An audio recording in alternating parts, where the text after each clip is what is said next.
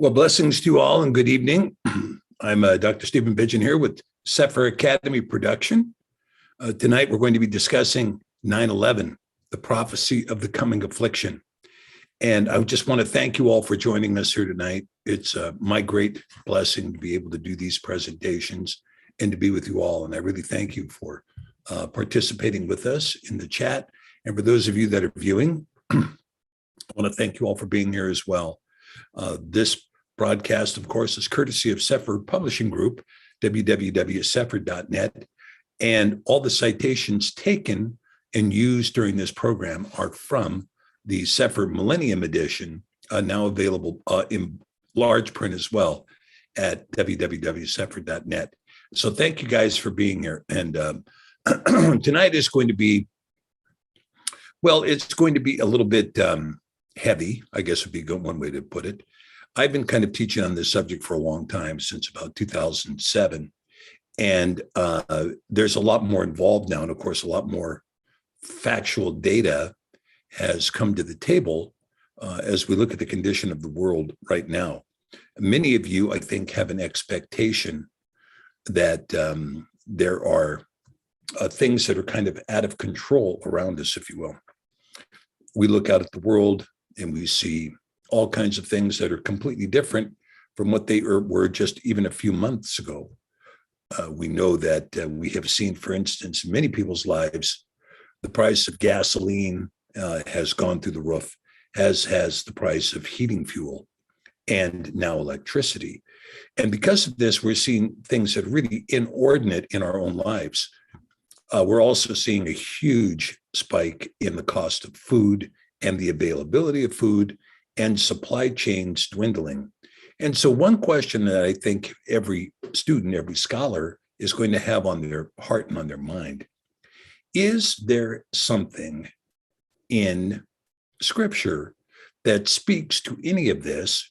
And how can we know that it has any kind of a reflection on our everyday life in the lives we currently live? And I think there very much is. And I want to give a shout out to all those who have helped in putting this prophecy together. You know, some people asked me earlier on whether or not this was going to be a reiteration of Jonathan Cahn's presentation on the 9/11 prophecy. And it is not. In fact, I'm not going to spend much time dealing with the condition of the United States in respect of that prophecy. We're basically going to assume that that application does have merit to the United States. But we're going to be dealing with the prophecies that were not discussed in Jonathan Cahn's presentation, which is the aftermath. And we're going to see how that is presenting itself to us today. Now, also, I draw from a lot of sources, but primarily from Scripture, but I also watch other people's prophecies, other people's Bible code work, and so on and so forth. There's a lot of this going around, and there's some great brothers and sisters that are involved in this. Now, with this being said, one of the things we're going to do today as we get into this is we are going to take a look at a prophecy that has been published by a woman named Celestial, and she's put together this prophecy, and we're going to take a listen to that, and then we're going to see if this is just wild harebrained stuff that's come out of her mouth, or if it comports with what we find in Scripture. And we're going to take a look at a little bit of that, and we're going to spend some detailed time going through some of these prophecies so we can see. Now, tonight is not going to be loaded with a ton of Ivrit, where we have to go through and study this word and study that word and study the other. There will be some words that we're going to be dealing with that I think are worth seeing. And a couple occasions, we're going to be dealing with some Greek words, believe it or not, that are going to be also going to be very interesting in reviewing as to their application of prophecy. And so, again, for those of you who are interested in more detailed study in the Ivrit, you can swing over to seferacademy.net. And, Shelley is teaching the pictograph. I'm teaching the Hebrew Aleph Bet. And John is teaching the Mazarot. He's got a study going on in the Mazarot. Now, I think John gave an introductory class yesterday, and he's going to be off for a couple of weeks. So if you are interested in catching up on the Mazarot, now's a good time to go ahead and register for that class, and he'll get you set up, and you're not going to miss much because you can download the recording for the introduction, and then you'll be right in the middle of his study with no problem. We also note that this is the month in which Pesach is coming up. Now, for some people, Pesach is going to be on the 5th of April. The people that follow the Zadok calendar, or the 364-day calendar. Now, I'm not one of those that does. I believe in what I call the paradise calendar, or the calendar given out of Genesis 1:14, which is a little bit different than the Zadok calendar. And that calendar is a calendar that places Pesach on the evening of the 14th of the month, the evening of the 14th. At least that's when we'll be celebrating the Haggadah Davida, the Haggadah Davida.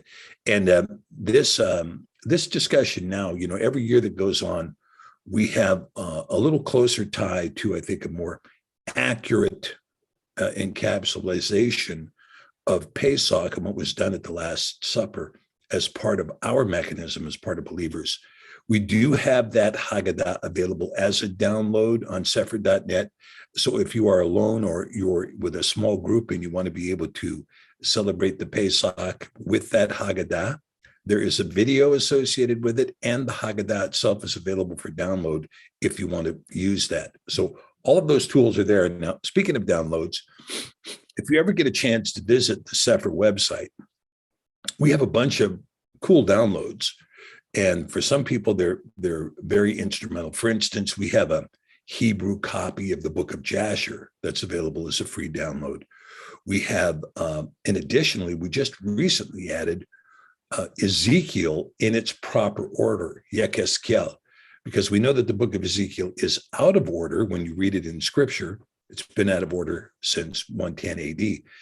But we have placed it back in order, and we have a complete reference guide inside the order. So in other words, and you can get this as a free download, by the way, on Sefer.net. So when you read this Ezekiel, you will see that it starts out with, verse 1, chapter 1, verse 1. But then next to it will have its original citation in a common reading of Ezekiel. So you can cross-reference everything with that download. You can also download this year's calendar at Sefer.net, thanks to Amy doing the hard work on that. That's also available as a free download at Sefer.net. For those of you that are interested in benevolence, we do have a Benevolence Fund for those people who absolutely cannot afford scripture, or for somebody who is in prison. That's primarily what the fund is for, is to place yet more sephers into the prisons in America, that those who are lost might find the word of Yahuah. A very important part of our ministry. Also, for those of you who are interested in really a large-scale ministry where you want to place a whole bunch of sephers in a nation, we have a project that's going to be coming underway called Sefer Around the World. Now, you can write me at Stephen@Sefer.net and get information on Sefer Around the World. And this is, we have, and I'm not going to say agreement, but we have a small version of the Sefer that will only be available out of the country and only in amounts of 500 books or up. But if you have something like, if you want to place a book in the Philippines or in South Africa or in Nigeria, or you want to place them in India or something like this, and you have a ministry to do that, we have the capability of reaching that. So just contact me, Stephen@Sefer.net, and we can get something underway. Okay. All right. So I want to thank you guys for being with us with our show tonight. And before we get started, if you would please join me for just a moment in prayer. This is going to become I think this could be a difficult presentation tonight. And so I'm hoping that you guys will join me with prayer. So Heavenly Father, we pray for your guidance and your direction on this presentation tonight, that you would be with us to cover us and to make sure that the things you want to be spoken are spoken. And carry your word in me, Father, and not my words, but your words be heard and be spoken. And we pray for the blessing on those who are participating in this presentation tonight and those who will come to watch this presentation later. May you bless them and their families and those around them, Father. All right, thank you in the name of Yahusha. Amen, amen. Okay, so with that, somebody has got to share the screen. And I just don't know that I'm going to be able to do that here. Let's see. How am I going to share the screen? One of these is going to give me a share screen option. Oh, here it is. There we go. Okay. All right. Well, let's share the screen and let's get going with a Sefer Academy production of 9/11, the prophecy of the coming affliction. Okay.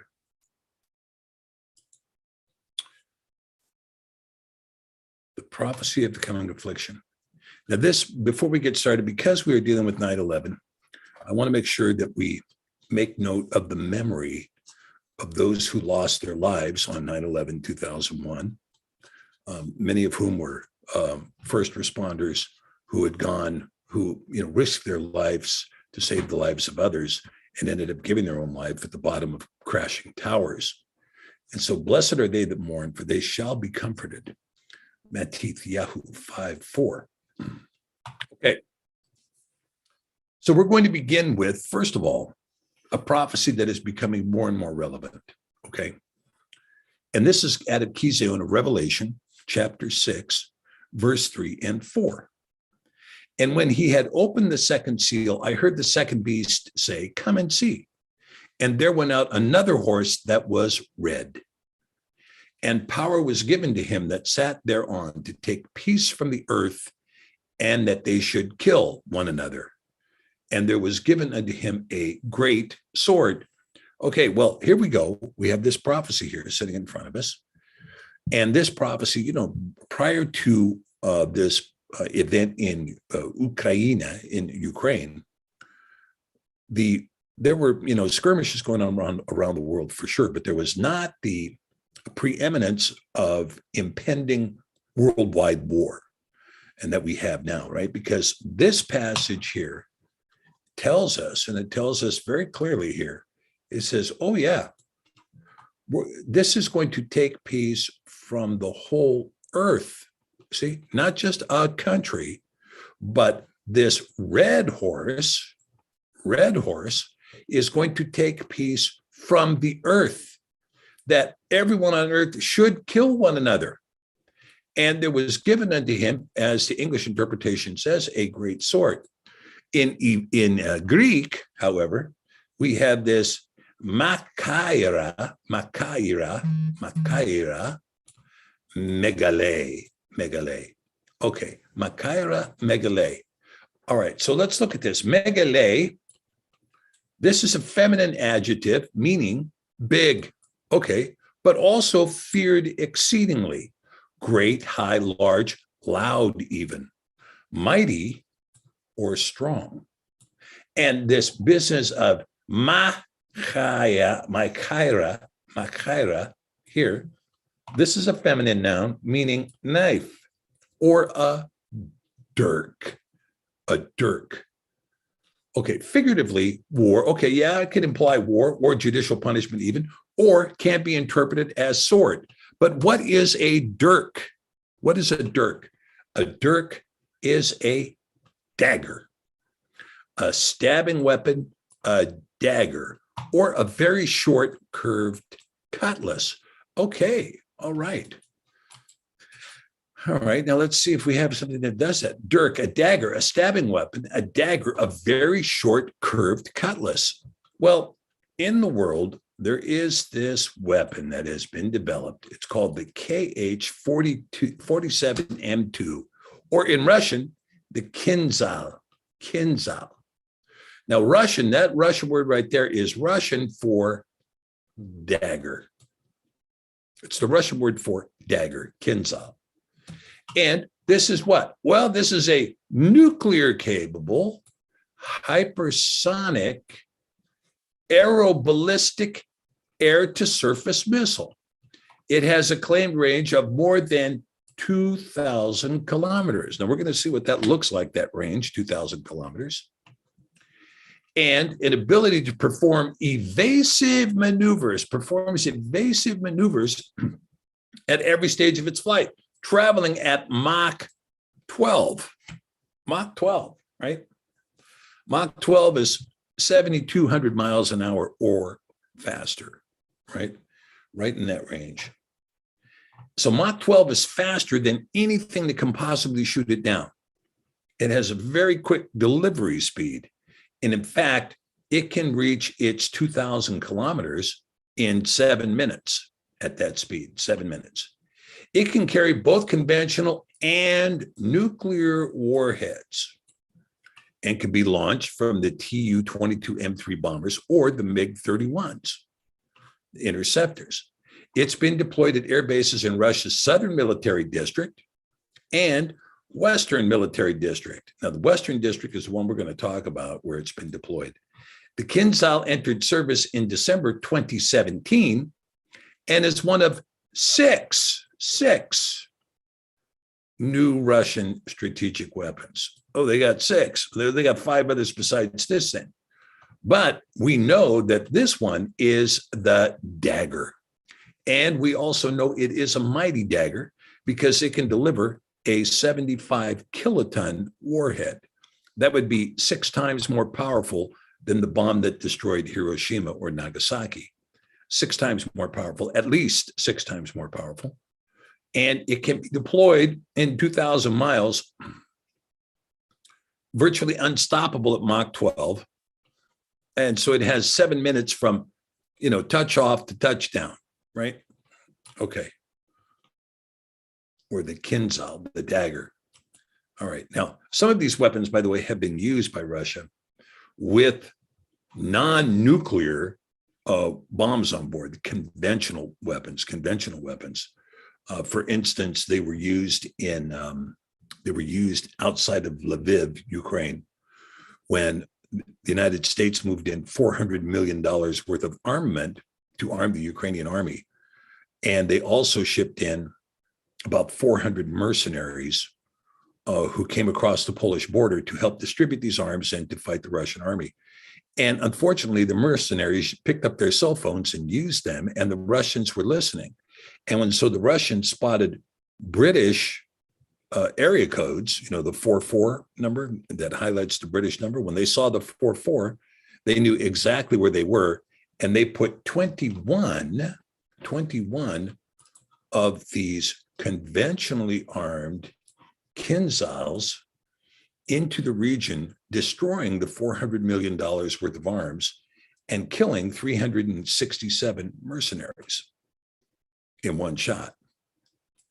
So they have used these, and they've used them effectively. Okay, so we know that that's okay now. But before we get on further, let me go back here just one here. Let's see. Yeah. So I'm going to share a different screen now, and I want to show you what this deployment looks like and where this deployment looks like and what its reach is. So we're going to take a look here a little bit at Google Earth so we can get some kind of an idea on the mapping on this, and we can take a look. Now, when you look here in Google Earth, let's go in here a little bit, and we can see, now you can see Ukraine here. You see Ukraine. Let me annotate so we can see better. If I can, yeah, here we go. So we can see Ukraine here, right? This, of course, is Russia. This is Russia. And here's Belarus, and then here is Poland. Well, this little piece of ground right here is also Russian. This is called Kaliningrad. So when we go in a little bit tighter, we can see here, let me see, I think I'm going to have to clear this out and then drop it without the annotation. Let's go in a little tighter, and we can see in Ukraine, we can see some things we're talking about. Okay, so over here, this is Lviv here, Lviv. And this is kind of the western capital, if you will, of Ukraine. Here is Kyiv, its main capital. And then over here, you see the Donetsk, and here's Luhansk. There is a town right here, Mariupol. This is where the big battle has been waged.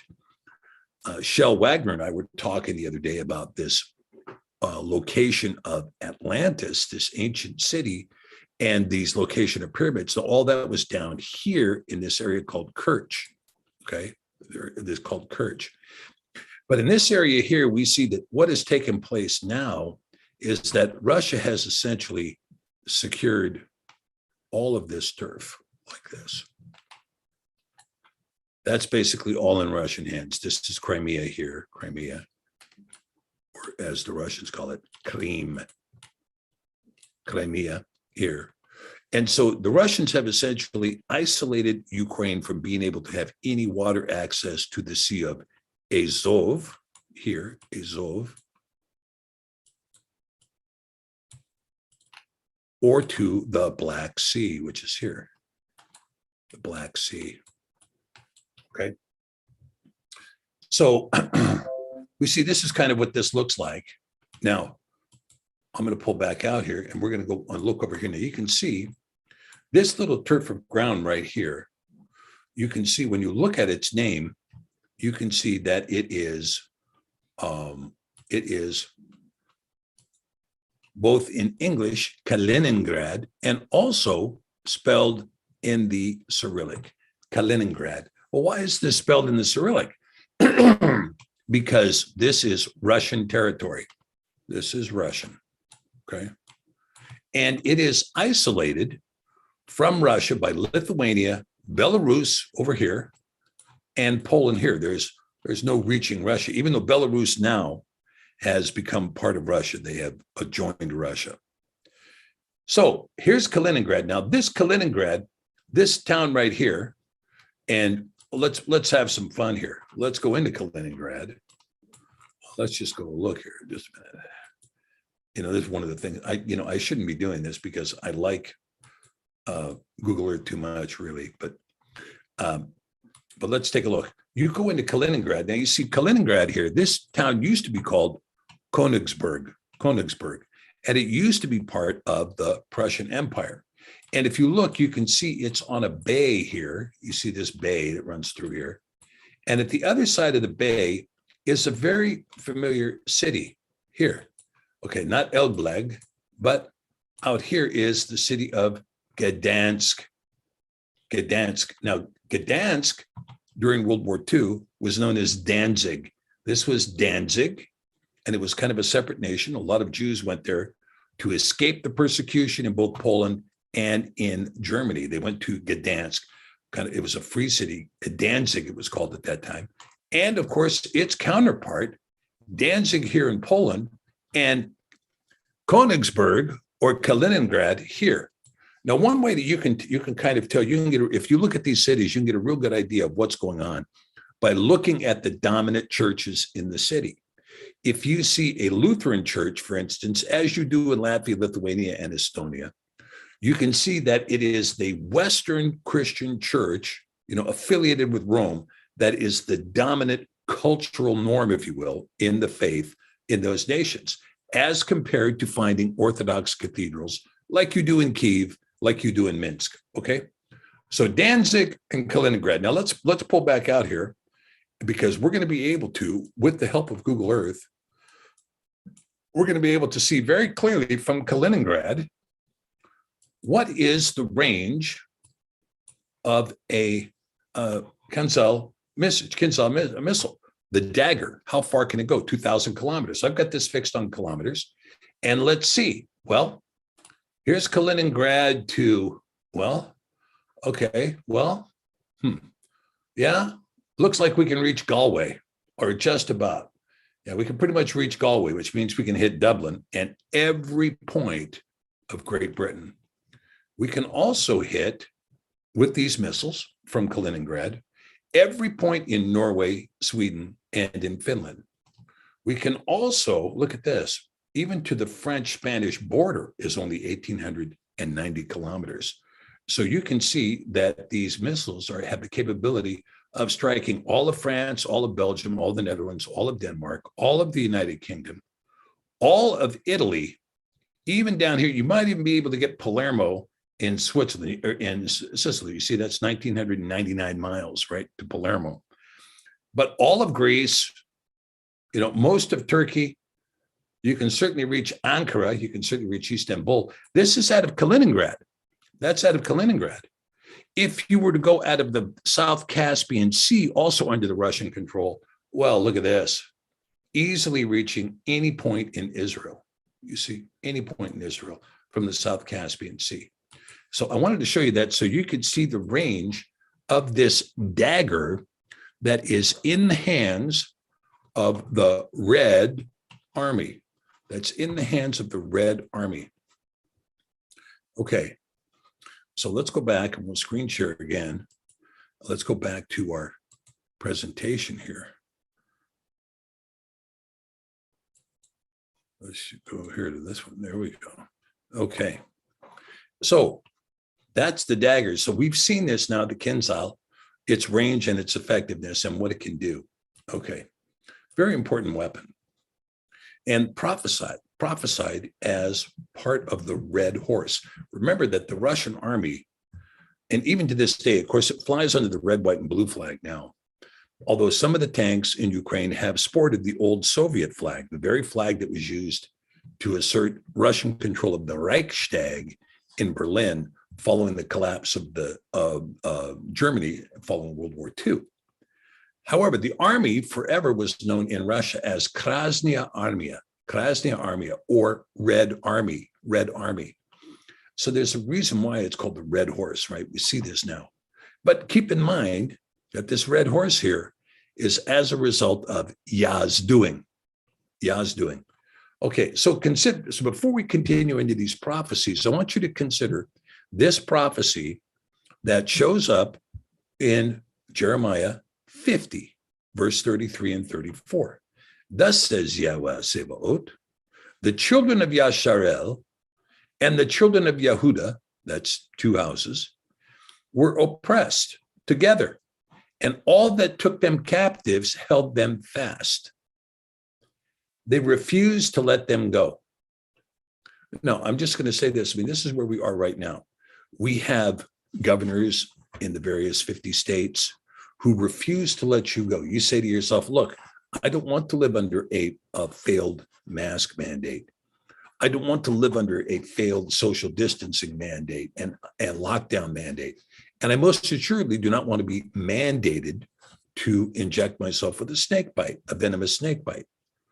Yet the governors are moving more and more in that direction. In fact, in Ukraine, Volodymyr Zelensky was the first in the world to impose what was called the DIA app, DIIA app, which introduced a digital currency, digital ID, social credit system, and vaccine passport in one app.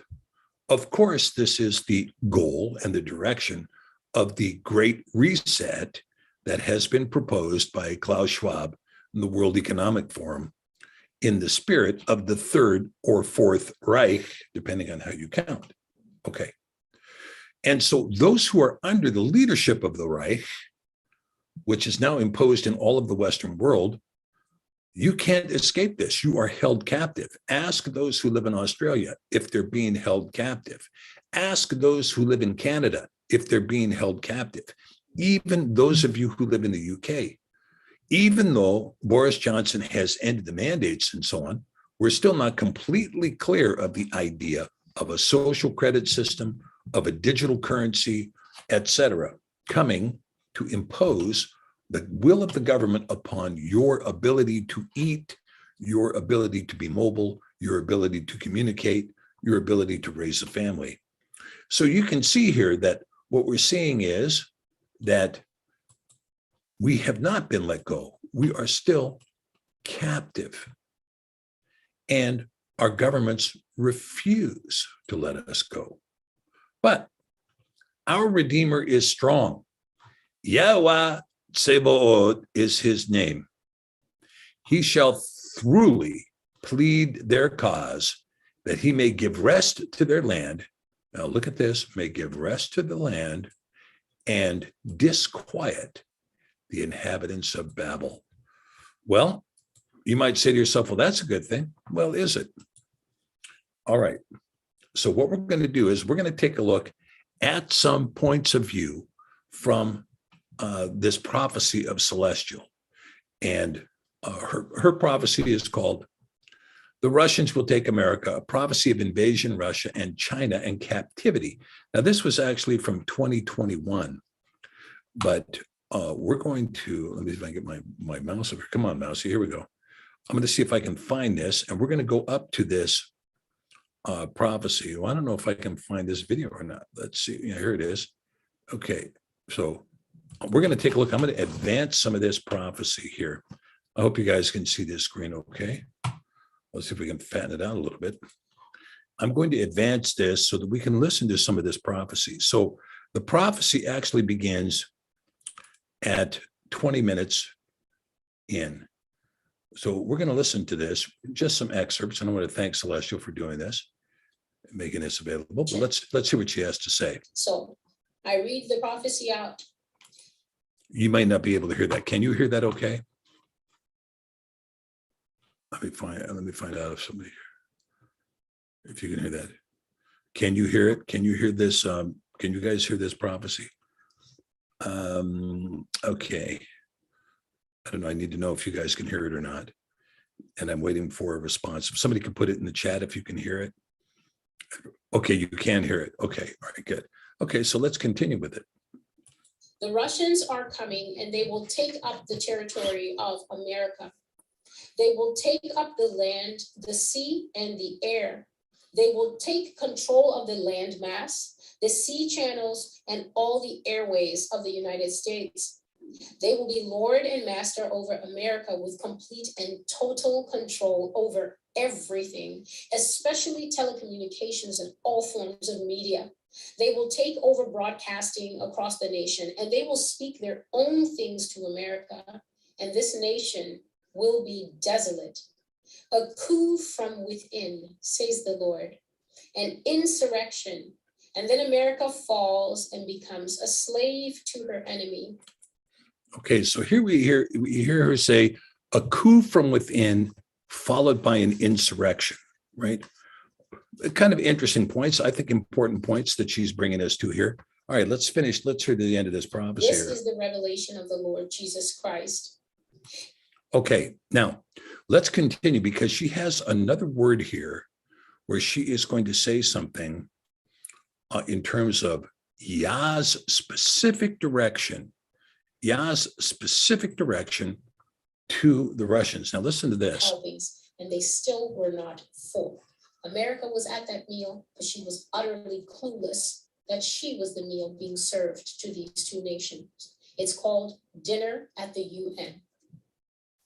Come with your armory and with your tanks. Come with your warplanes and subdue the land of the free. Bring your moral code and separate the moral from immoral in America. Come and set the foundation stones on fire. I, the Lord, command you, light this nation up from its length and its breadth, and take everything in it as the spoil. Spoil, spoil. Take it all, even the people. Number them, catalog them. Take them away as captives to the four corners of the world and make them work in brick and mortar as they made my people work. They were not merciful to my people, therefore no mercy shall be shown to them. For those generations who sinned before them, so will the land be captured now. And for the sin of its current inhabitants, meaning the sin that each person is sinning now in America, I, the Lord, will repay. For their sins are overflowing before me. They are loveless and selfish, cowardly and unmerciful. They are scheming and they have no love for their neighbor. Therefore, I will destroy them out of the land I gave them, and I will drive them out to be servants and slaves in other lands. The survivors will lament, and they will constantly be forced to tell their story. They will have no rest from being asked, what happened to your country? And what did you do for the Lord to strike you people so? So there is her, I would say it's certainly a eye-opening prophecy, if you will. And, she's had this prophecy out since June of 2027. But we are going to explore now and see, is there any kind of scriptural support for the kinds of things she has been saying? Well, let's take a look and let's see.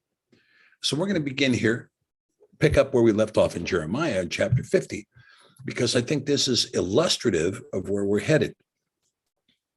A sword is upon the Kasdim, says Yahuah, and upon the inhabitants of Babel, and upon her princes, and upon her wise men.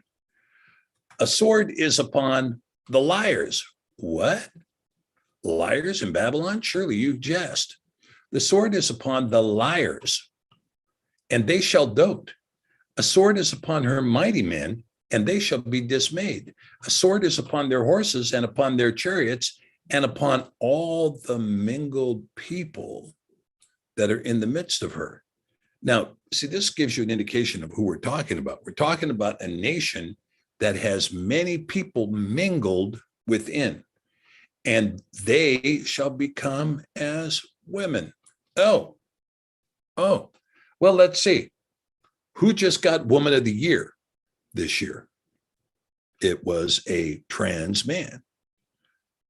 What did the recent Supreme Court nominee to the Supreme Court bench have to say?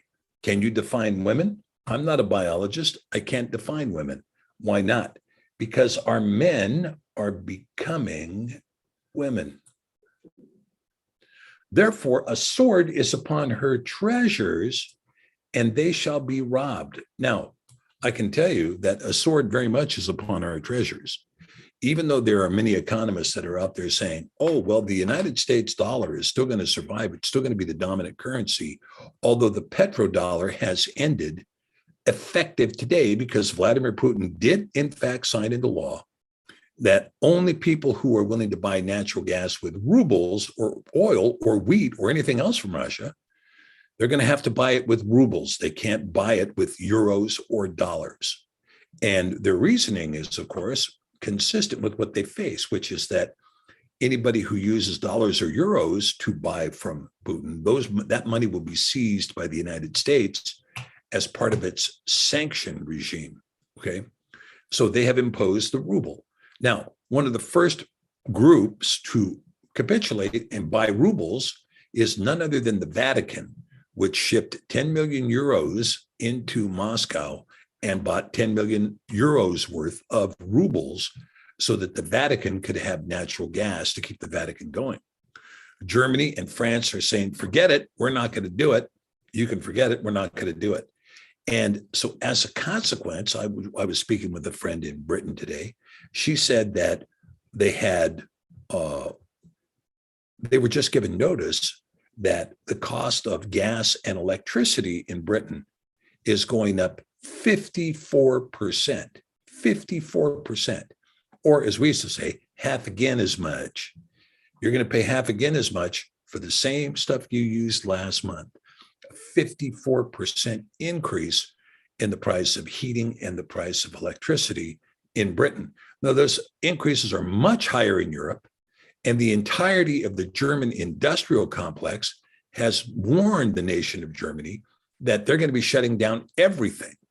All of their backstop is completely empty.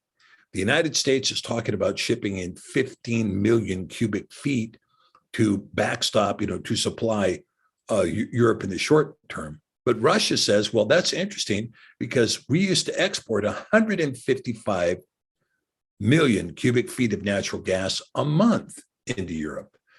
And those are now closed. Okay. So in Jeremiah 50, 38 through 40, it continues. A drought is upon her waters. Oh, a drought. A drought is upon her waters. Now, for those of you who ever read any Steve Quayle, he documents this every day about the condition of the drought. And it's not only in the United States, but it's also worldwide. But it is definitely in the United States, and her waters shall be dried up, for it is the land of graven images. Now, it's interesting because Celestial in her prophecy mentions graven images. She says, every time we turn around, we've got more graven images to go up, whether you're talking about Hollywood stars whether we're talking about political candidates, whether we're talking about the statue of the guy who took tax dollars to buy you an airport or put up a bridge or put up a statue of himself, painting of himself, or the graven images that are on money.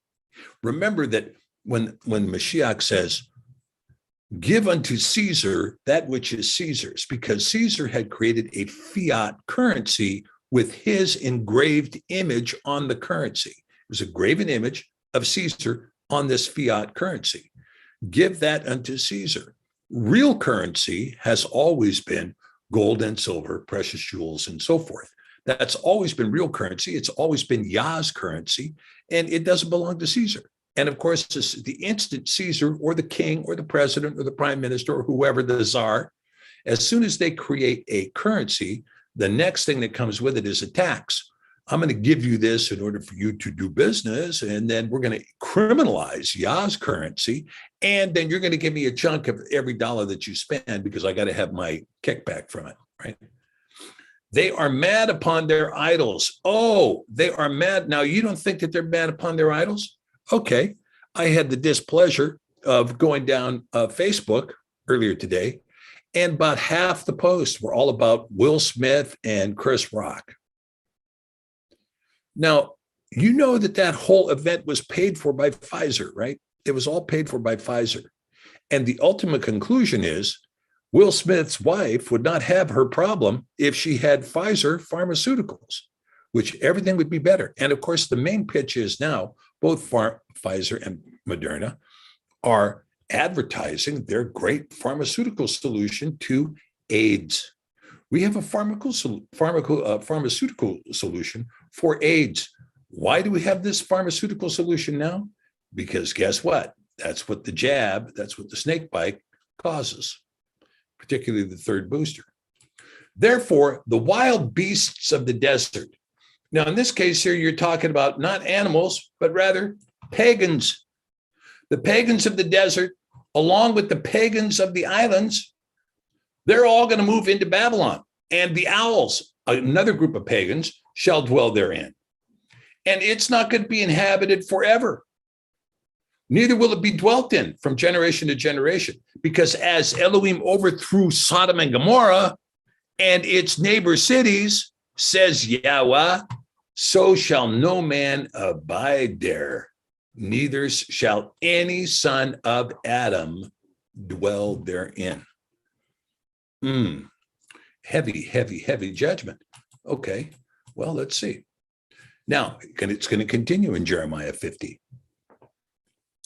Behold, a people shall come. Oh, wait a minute, what? A people shall come from the north. Oh, and a great nation. Now, that would be a big nation, right? And many kings shall be raised up from the coasts of the earth. Many kings shall be raised up. You see that? Many kings. They shall hold the bow and the lance. Now, why doesn't it say they shall hold the sword or the hammer? Why doesn't it say something like that? No, they're going to hold the bow and the lance. That is to say, the spear and that mechanism which shoots the arrow. They are cruel and will not show mercy. Now, this is, again, what Celestial was saying. They're not going to show any mercy. When they come into the U.S., there's not going to be any mercy shown because we have not shown mercy. Their voice shall roar like the sea, and they shall ride upon horses, everyone put in array like a man to battle against you, O daughter of Babel. The king of Babel has heard the report of them, and his hands waxed feeble. Hold on, guys. Sorry about that. Anguish took hold of him as the pangs of a woman in travail. Again, problem.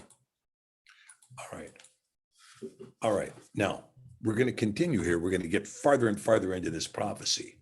But here, Job has something to say. Job, I would seek unto El and unto Elohim would I commit my cause, which does great things and unsearchable, marvelous things without number, who gives rain upon the earth and sends water upon the fields, to set up on high those that be low, and those which mourn may be exalted.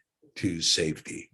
Now, we know that, and this has been the discussion in our fellowships lately, and I'm just going to throw it out to you guys, because we know that there has been a lot of mourning that is taking place in America right now. Now, I didn't pull up this data for us, but there is apparently somebody named John Stone who has estimated that the inordinate death toll since this whole snakebite festival began is something to the tune of more than 30 million people.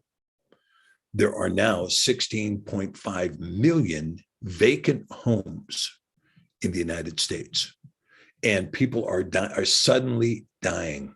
Suddenly dying. That's the language they're using. Suddenly dying.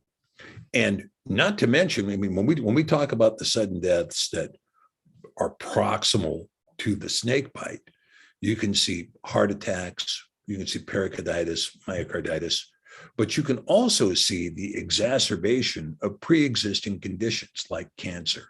All of a sudden, cancer was in remission. Now suddenly it's robust. But in addition to this massive expansion of sudden death, unexplainable sudden death is how the news media puts it, we also have a huge explosion in suicide. And sometimes the suicide is direct, and sometimes the suicide is by fentanyl, right, or other drugs. And so now we're seeing, at least in our community, we're seeing a huge, huge wave of fentanyl overdoses. The ER is cram-packed with people. And in addition to the ER being full of people and the doctors being completely stressed out because they have to deal with all this, there are people that are openly coming into the hospital armed and getting ready to shoot everybody. And in fact, they had a suicide in front of the hospital, while the troopers were trying to disarm somebody in the ER.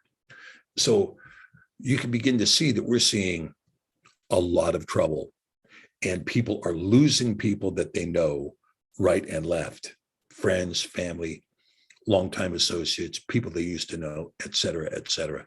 I was on the phone to a friend today, and we were talking about a guy we used to be involved with political campaigns in Washington, who has, of course, both he and his wife have died just recently.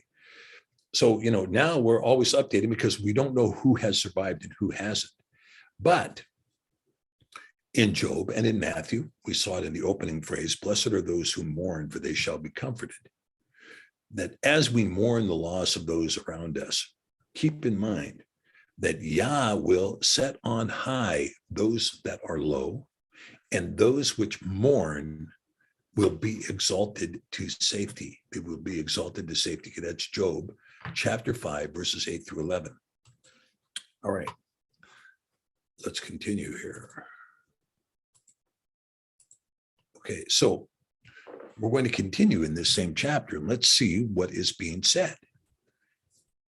Yahuah, disappoints the devices of the crafty, so that their hands cannot perform their enterprises. Hey, wait a minute. We were gonna make espresso. Well, no, you're not, because your craftiness is not going to be performed. He takes the wise in their own craftiness. Well, I got a plan. Let's do this.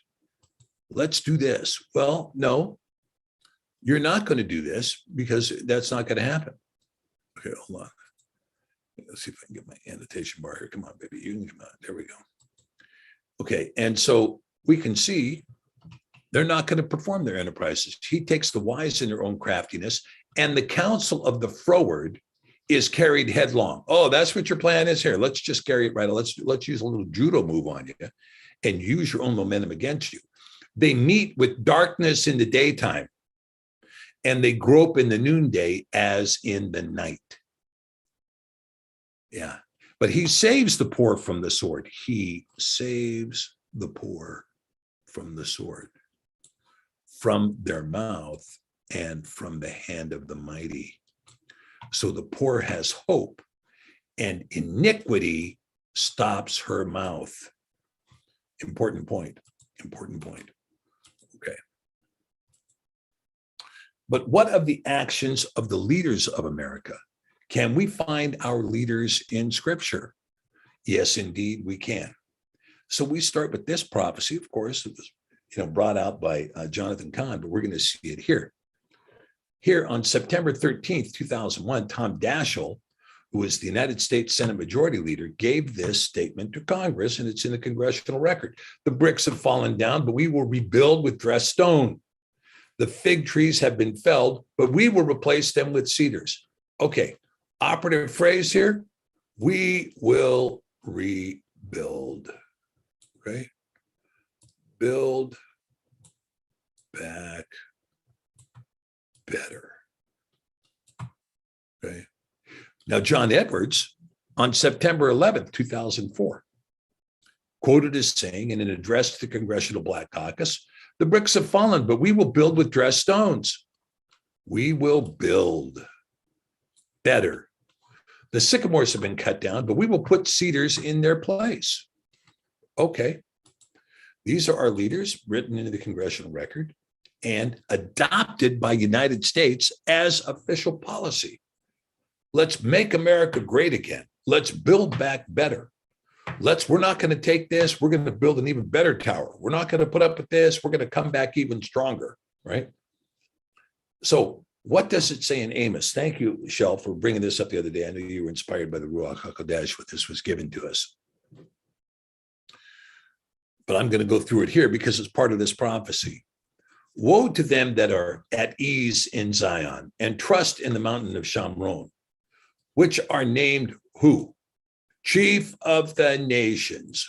Woe to them which are named chief of the nations, to whom the house of Yasharel came. Oh yeah, the house of Yasharel, all of the house of Yasharel, representatives of it, is in this nation that's been named chief of the nations. Pass ye unto Calneh and see, and from thence go ye to Hamath the great, then go down to Gath of the Pelishtim. Be they better than these kingdoms? Or their border greater than your border? No, absolutely not. Anywhere in the Middle East is not greater than our border. Ye that put far away the evil day and cause the seat of violence to come near. And this is what we have done. We have caused the seat of violence to be shipped around the world. Hey, guess what? We're going to bring in this couch. We got a couch for you, Muammar. Yeah, it's called the seat of violence. We're bringing it to your place. We got a couch for you, Bashir. It's called the seat of violence. We're bringing it to your place. We got a couch for you, Karzai, in Afghanistan. We're bringing the seat of violence to you. We got a couch for you, Saddam. We're bringing the seat of violence over. We got a couch for you, Serbia. We're bringing the seat of violence to you. And we got a couch for you, Zelensky. We're bringing the seat of violence to your country, right? In the meantime, we're lying upon beds of ivory and stretching ourselves out upon the couches in order to watch Will Smith slap Chris Rock, which is the important thing. You know, we want to see Will Smith slap Chris Rock and maybe Chris Rock slap him back. That's the important thing. Let's stretch out upon our couch and watch him. And we're going to be eating the lambs out of the flock, and we're going to be eating the calves out of the stall. Hey, anybody got a burger? Let's slaughter the fatted calf. Well, don't even worry about slaughtering it. There's guys that are slaughtering so many animals right now. There's so much lamb available. There's so much beef available. We'll just go down to the supermarket, get it in a little plastic case, go home and eat it. Boom. That chant to the sound of the viol and invent themselves instruments of music like David, that chant to the sound of the viol. Well, you know, you could say viol. You could also say, you know, Gibson SG. You could also say Fender Stratocaster. You could also say Flying V, right? They chant to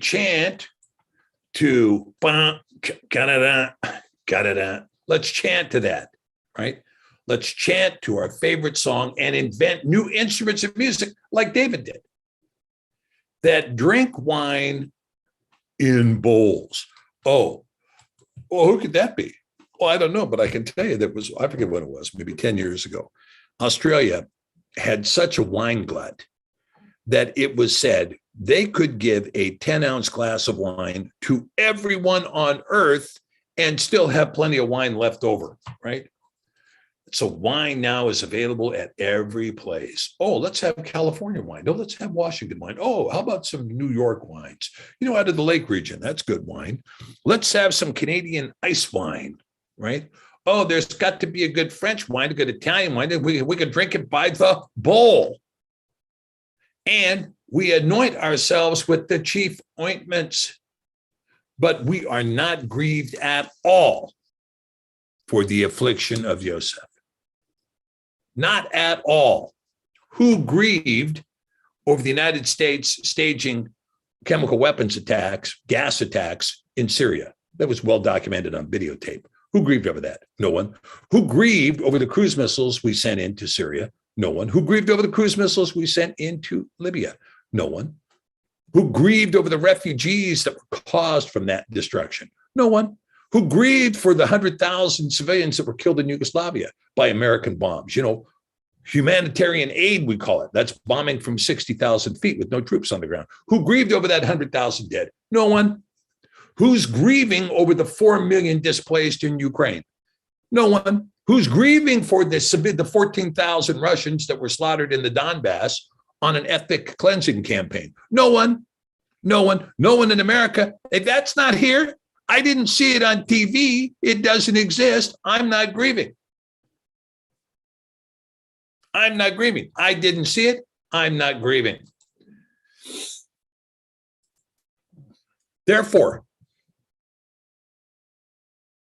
now shall they go captive with the first to go captive. Now, what did Celestial say? That Yah had appointed unto the Russians, take them captive. Take them captive. Okay, well, is there scriptural support for that?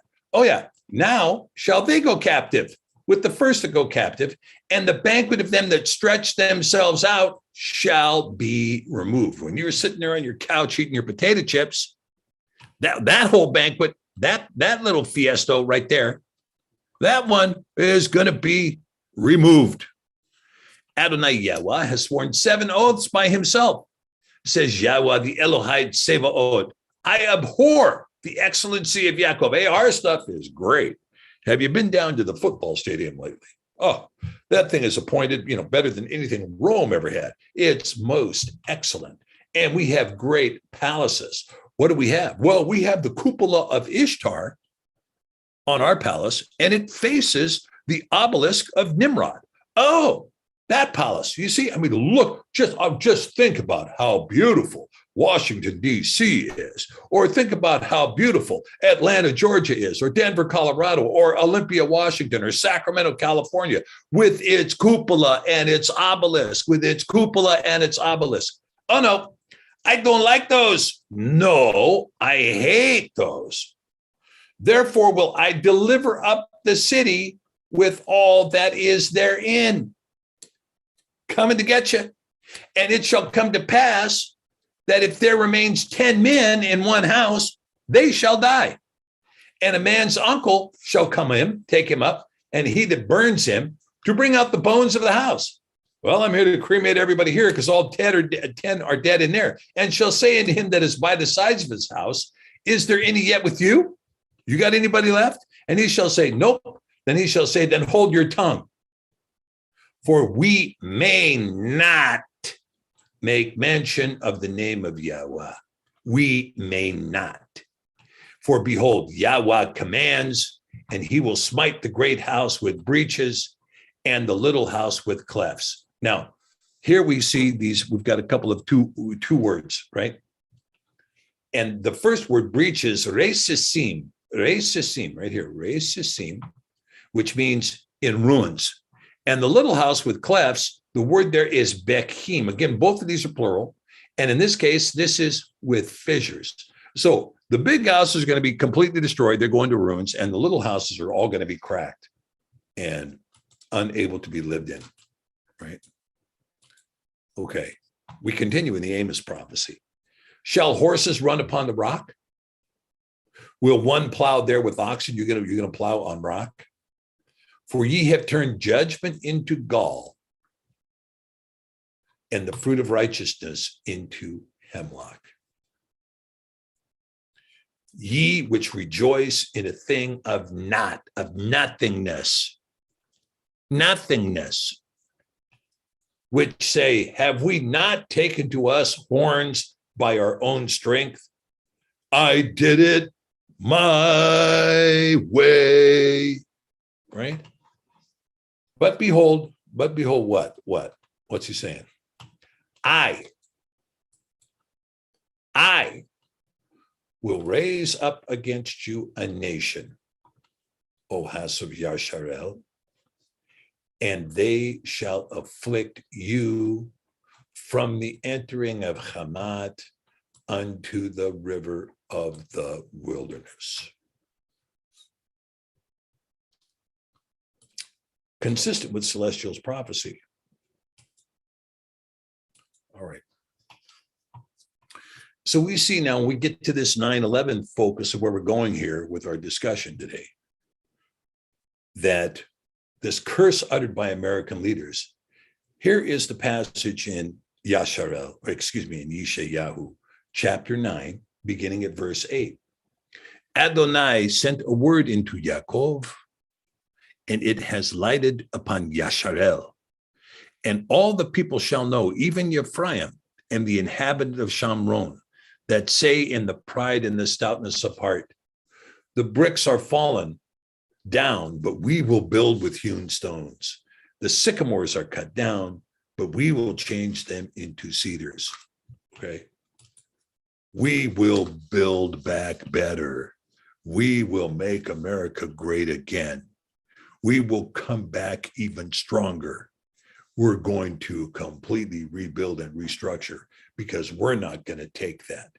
Well, what does it say here? Now, we begin with the prophecies of the outstretched arm of Yahweh. Now, this is the part that Jonathan Cahn left off. And I can imagine that he left this off for a reason, because he didn't want to share this with people. But here it is. Therefore, Yahweh shall set up the adversaries of Retzin against him and join his enemies together. You see, this is just extremely important. And join his enemies. Hello. Try that again. And join his enemies together. The Arabim before and the Pelishtim behind, and they shall devour Yasharel with an open mouth. Now, you remember Celestial said that, maybe you guys didn't hear it, but if you get a chance to check out the whole prophecy, you should. But she said that Russia and China are going to spoil America like going to dinner. And they're going to be eating America, and America is going to be at the dinner table, not knowing that America is the meal that they are eating. That America is the meal they are eating. Now, Yasharel, these enemies that are joined together are going to devour, they're going to eat Yasharel with an open mouth. They're going to eat the meal, right? And who's at the dinner table being eaten? Yasharel. And for all this, his anger is not turned away, but his hand is outstretched still. Now, look, for you guys who say, well, there's nothing more to read after 9/11 in Isaiah. Oh, yeah, there is, because guess what? Even with this, even with the joining of the enemies together who are going to eat our lunch, his anger is not turned away and his hand is outstretched still. So let's see if the nations have been joined together as enemies against us. This is from U.S. Deafening Defeat, Beijing Ultimatum, Russia, China declare war on Washington hegemony. This is Vasilis Koupalas who wrote this, and it's from War News 247, the Greek War News website, which, by the way, if you want some pretty good up-to-date stuff on what's going on in the war, War News 247 is a pretty good source, much better than anything you'll find in the United States. Okay, so here's what's written in that article. Of the 190 plus countries of the UN, more than 140 countries have not followed the US imposing sanctions on Russia. That is to say, 140 countries did not follow the sanction routine. Why didn't they? Well, because for one, if they sanction Russia, they don't get any more wheat. You know, most of Africa is 100% dependent on Russian wheat. Europe gets about 30% of its wheat from Russia, 20% of its corn. The United States gets 90% of its fertilizer for our crops from Russia. That Russia also controls 95% of the nickel that goes into batteries, which, by the way, are doubling in price. And China controls all the lithium. We used to control it in Afghanistan, but Joe Biden gave that away. China now controls Bagram Air Base, which is the most advanced air base in the world, and they now control all the lithium. So the lithium and the nickel that makes all the batteries for the electric vehicles, the EVs out there that everybody wants to go to, are completely in the hands of the Chinese and the Russians. Okay? All right. This shows that the vast majority of countries handle sanction issues more prudently and responsibly than does the United States. Some American media refer to the USA as the leading force of sanctions in the world. According to the 2021 sanctions report, the US has imposed 9,400 sanctions on the rest of the world. This is 10 times more than 20 years ago. Despite the fact that the U.S. continues to impose sanctions, however, does not solve the problems, but aggravates disasters and chaos. Well, it doesn't take a brain to see that with the industrial shutdown in Germany, there's going to be a disaster and chaos. They're talking some 5 million jobs in Germany that are going to be lost because they don't have no natural gas to be able to run their companies. And we're talking about starting today, right? Poland, recognizing that this was coming, they shut down the gas pipeline into Germany that ran through Poland. Why? Because they wanted to empty whatever was left in that pipeline into Polish tanks before it runs out. And it's going to run out for Poland too, because they're not going to engage in the ruble. Germany and France are completely resistant to the ruble, as is the United Kingdom. So what happens as a result of the sanction? Well, you know, the price of gas and the price of electricity in Britain goes up 54% in 1 month. The price of food goes up 40%. And we haven't talked about what's going to happen when there's no wheat because there's no fertilizer. And we're not going to talk about what happens when people start starving in the third world because of these sanctions, right? These sanctions aggravate disasters and chaos. But as a result, more than 140 nations are considering abandoning the US petrodollar and instead joining what's called the BRICS, which is Brazil, Russia, India, China, and South Africa, in a new currency exchange system called CIPS, CIPS, that is going to completely and 100% bypass the American dollar. The Saudis and all the other OPEC producers in the Middle East have already joined this system. You know, the petrodollar is not the petrodollar anymore. It's now the petro yuan. It's now the petro ruble. And the ruble is now officially, as a matter of law, backed by Russian gold. That is to say, it's 5,000 rubles to the gram of Russian gold. So for them to take a euro or to take a dollar, those are promissory notes backed by nothing. And so the Russian foreign minister said, look, this isn't welfare. We're not going to take your fiat currency. This is not welfare. If you want to buy our gas, you have to pay for it with real money. Real money. Okay? All right. So the outstretched arm of Yahuah continues. For the people turns not unto him that smites them, neither do they seek Yahuah to save. Oh, you know, when the World Trade Center went down in 2001, we didn't see that as a spiritual battle because we were told repeatedly by the paid lying operatives of the intelligence community that call themselves media in New York that 19 Islamic extremists attacked the Twin Towers and it was an act of terrorism. We should have seen this as a spiritual failure in the United States, but we were not smart enough to see that we have been overthrown by Nazi traitors inside our own government. Nazis from the word go. Nazis who had engineered the Reich Intelligence Agency called the CIA, the Reich Intelligence Agency, which joined with the mob to take out John F. Kennedy and to install their own people, including Richard Nixon, who was bought and paid for by the Rothschild family, right? The Nazis George Scherf. You know, when you think about this, look, the Scherfs were Germans. They were Germans. In fact, they were part of the Nazi Party in Germany. They came to the United States and were adopted by a man whose nickname was the Merchant of Death because he had made so much money selling arms in World War I, Sam Bush. And Sam Bush adopted Prescott and his son. His son, George Herbert Walker Bush, was named after George Herbert Walker, who was the owner of Auschwitz,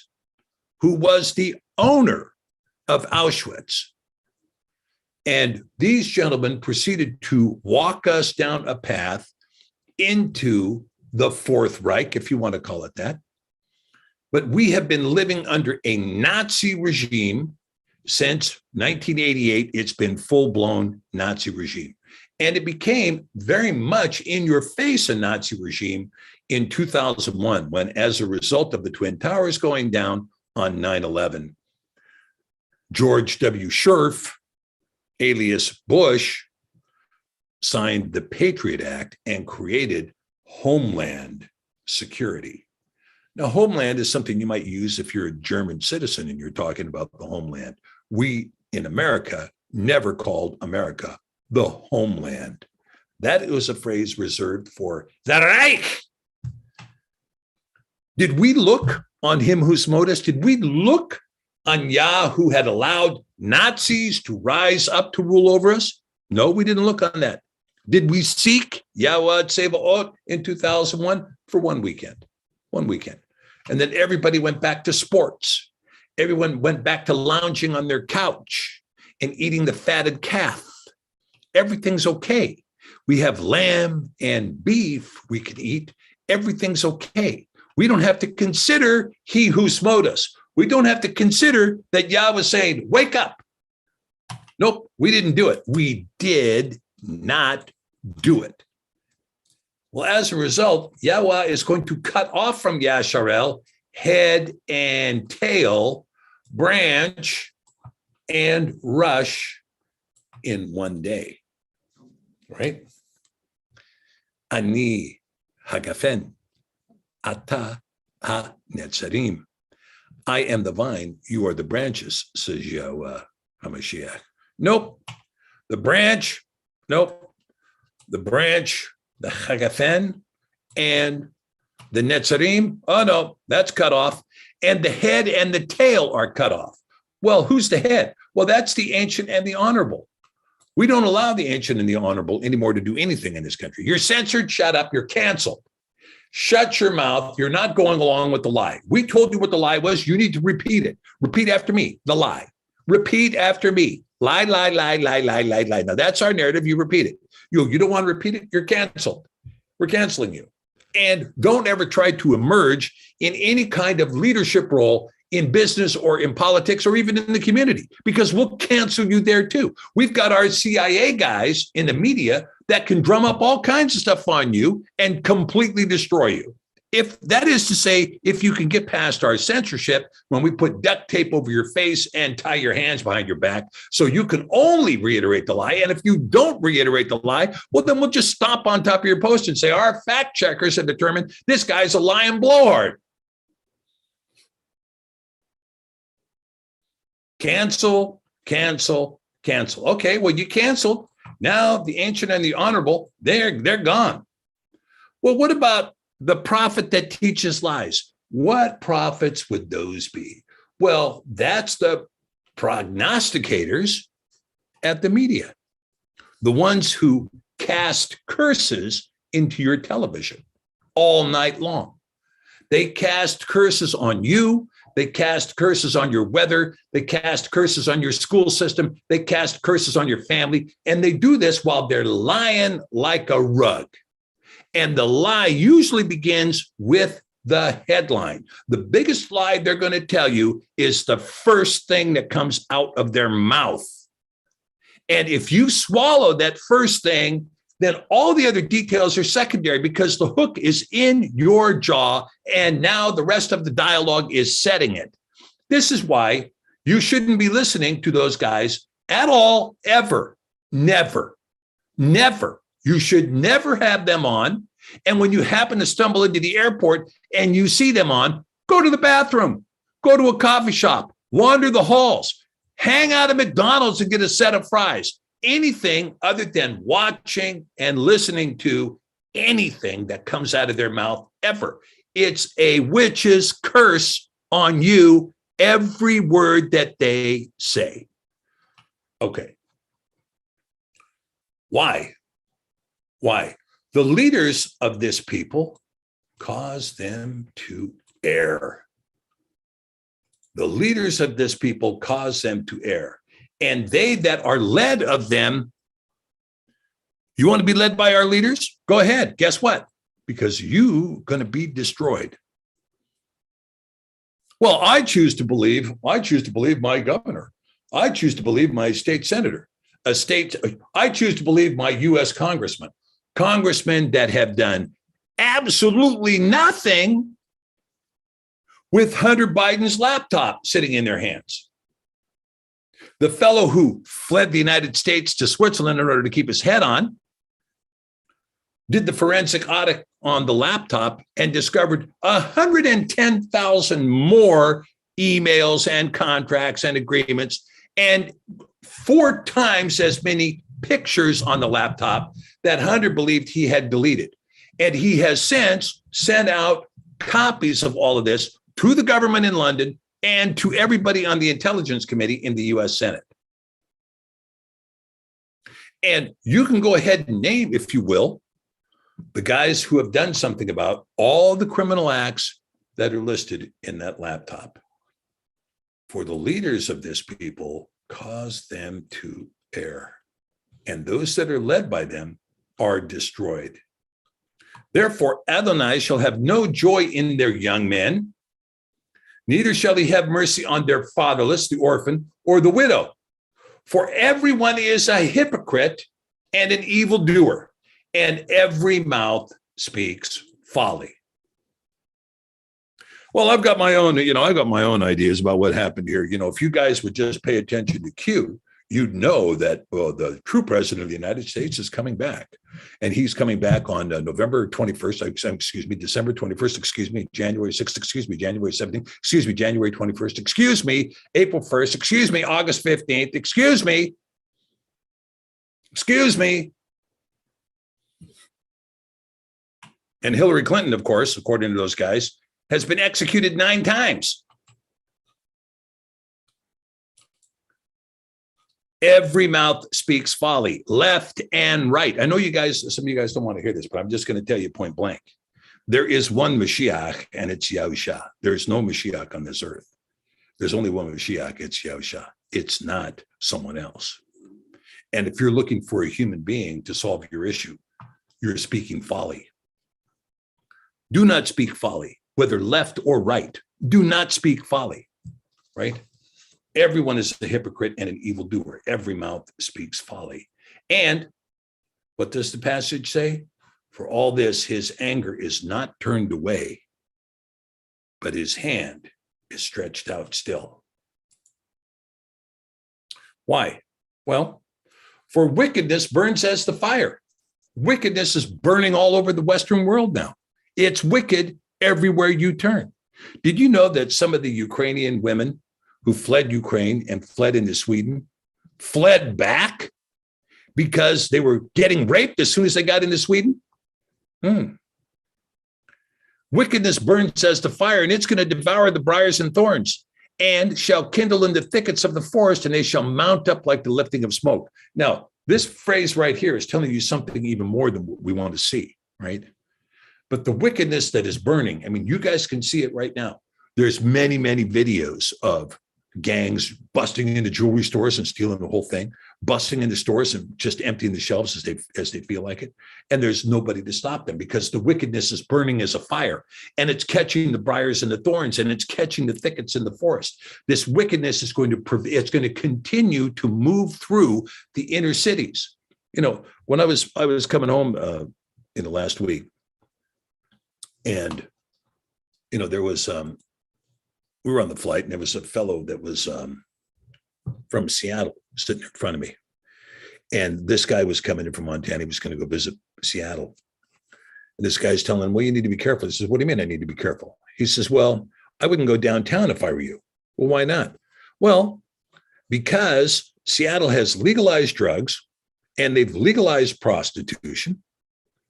And because they've legalized prostitution and legalized drugs, all the big shark drug dealers are now in Seattle, and all the young prostitutes out of Vegas or out of Oregon or out of wherever, they're all conglomerating in Seattle, displacing all the older prostitutes and stealing all their money.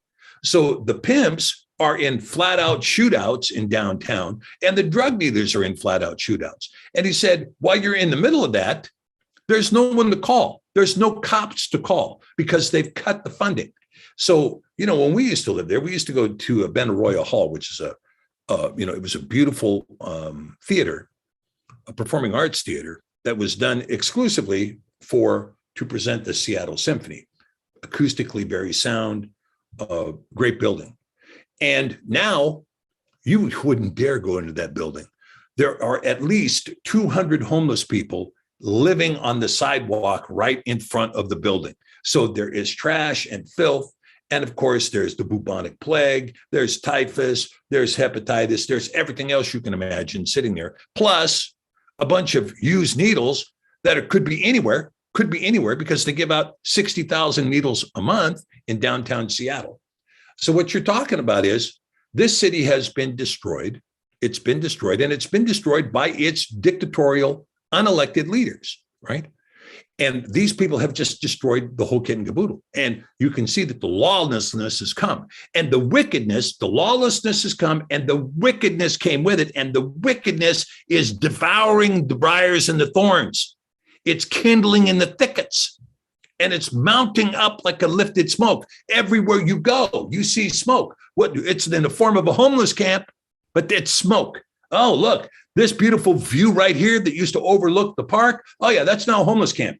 This overpass here, that's now a homeless camp. This off ramp going to the University of Washington that used to be a beautiful view, that's now a major homeless camp. This whole encampment around the stadiums, giant homeless camp. And the downtown is a giant open air bathroom, fentanyl dealing, prostitute pushing, psycho bin of filth, trash, and disease, right?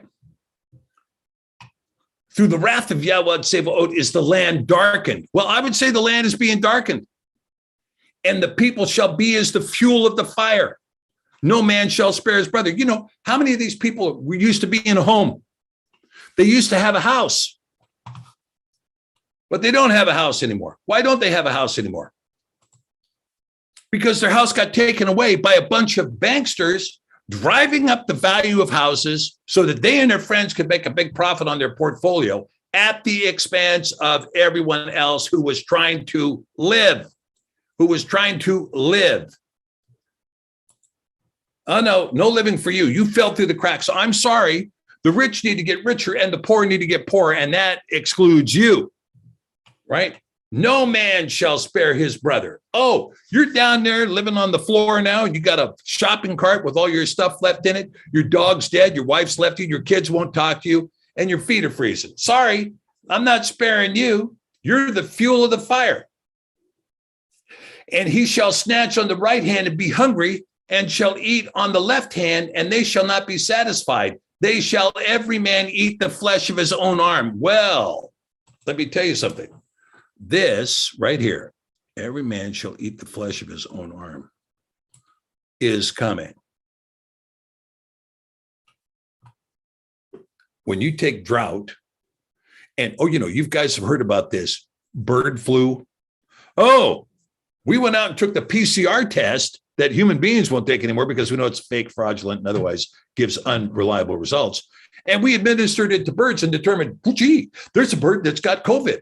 Slaughter all of them. So 12 million chickens have been slaughtered. Millions of turkeys have been slaughtered. And they're continuing to go place to place to place. Oh, one chicken with a disease, slaughter that whole flock. Slaughter. We need to get rid of those chickens, and we need to get rid of those turkeys so that we can get rid of those eggs that you people are eating. And we can get rid of the chicken that you people are eating. That stuff's going to go away. The turkey you're eating, that goes away. Oh, in the meantime, there's drought. Yeah, there's drought, but guess what? Even if there weren't drought and you have plenty of water, you ain't getting any fertilizer because we sanctioned that stuff because of those dirty Russians. Those dirty Russians who weren't going to put up with our 30 biolabs in Ukraine. They weren't going to put up with our putting 140,000 troops on the border of the Donbass region and with the intent of slaughtering additional Russian civilians in the field. Well, they're not going to put up with that. They're not going to put up with our pushing the LGBT agenda and the social credit score system and the vaccine passport and the social identity and the digital currency that we're going to shove down everybody's throat. And what? Oh, no. Russia then moved into Ukraine unprovoked. Completely. It was an unprovoked. Oh, yeah. Unprovoked. You bet it was, right? Every man shall eat the flesh of his own arm. It's coming. Manasseh, Ephraim, and Ephraim, Manasseh, and they together shall be against Yehuda. What is this telling you?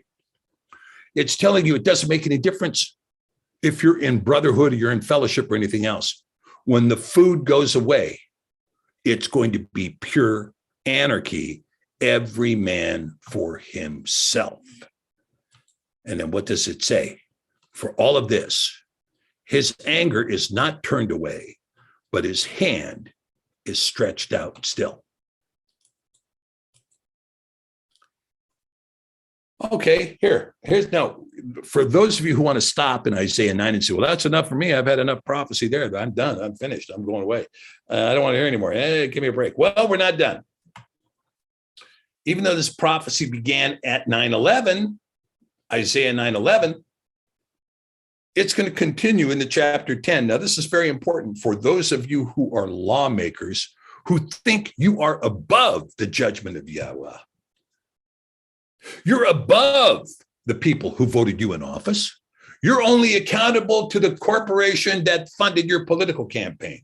You've got no other accountability. And as long as you've got a D next to your name, you can rest assured that the CIA operative that's working over there in the news media is going to cover your every crime, your every transgression, your every faux pas. It's all going to be swept under the rug. But if you got an R next to your name, we're going to come out there with 12,000 lumen LED lights and blast you into oblivion. That's what you call fairness, right? That's what you call equal opportunity. No, that's what you call fascism and Nazism in its lowest, most debased form. Woe unto them that decree unrighteous decrees and write grievousness which they have prescribed. Oh, we've been looking at this and we have decided that snake bite, that, the voluntary reporting system is already reporting 25,000 people have voluntarily reported that they died from it. Hundreds of thousands have been injured from it. Well, that shouldn't stop us from mandating it for children between the ages of 11 and 18.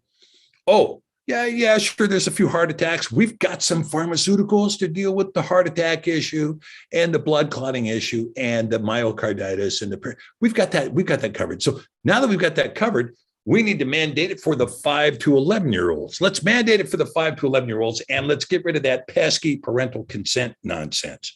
No parental consent allowed to say we can't jab your child we can't allow the snake to put both fangs into your child with that which we've already seen is killing teenagers with blood clots and heart attacks.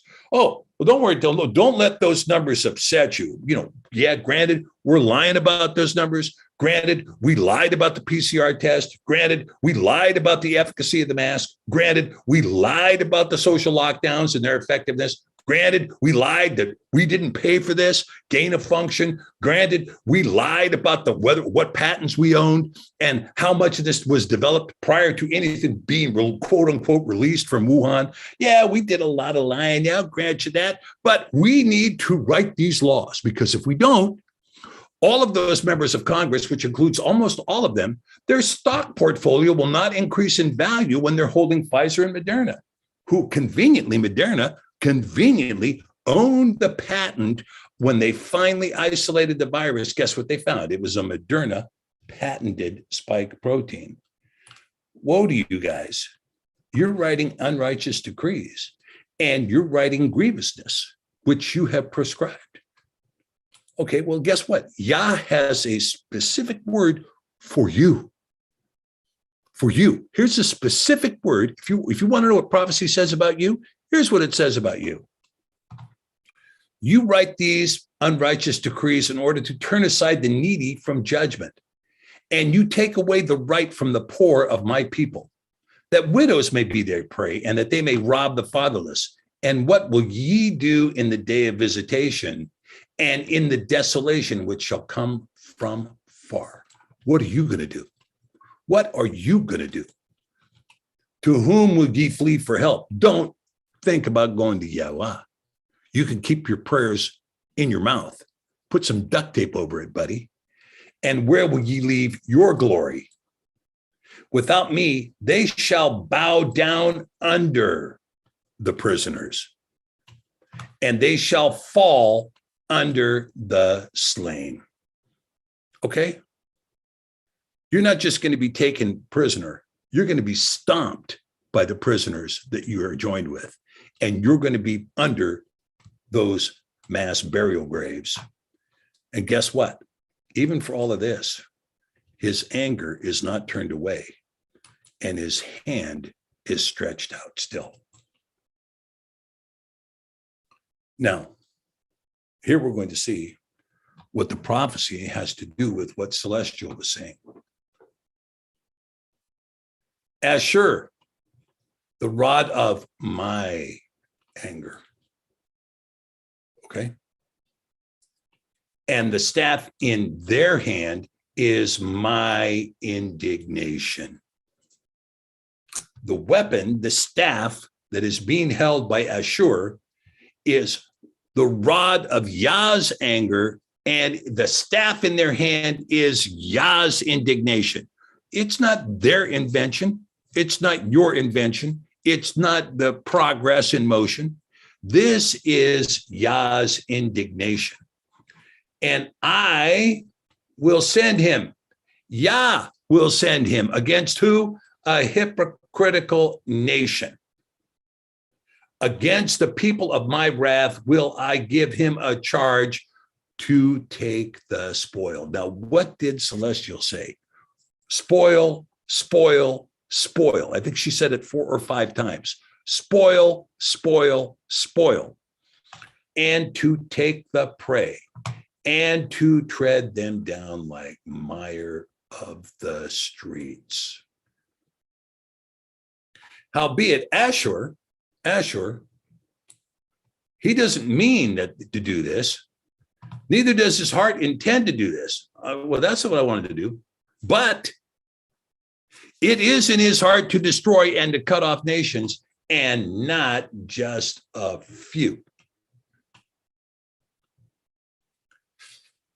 Well.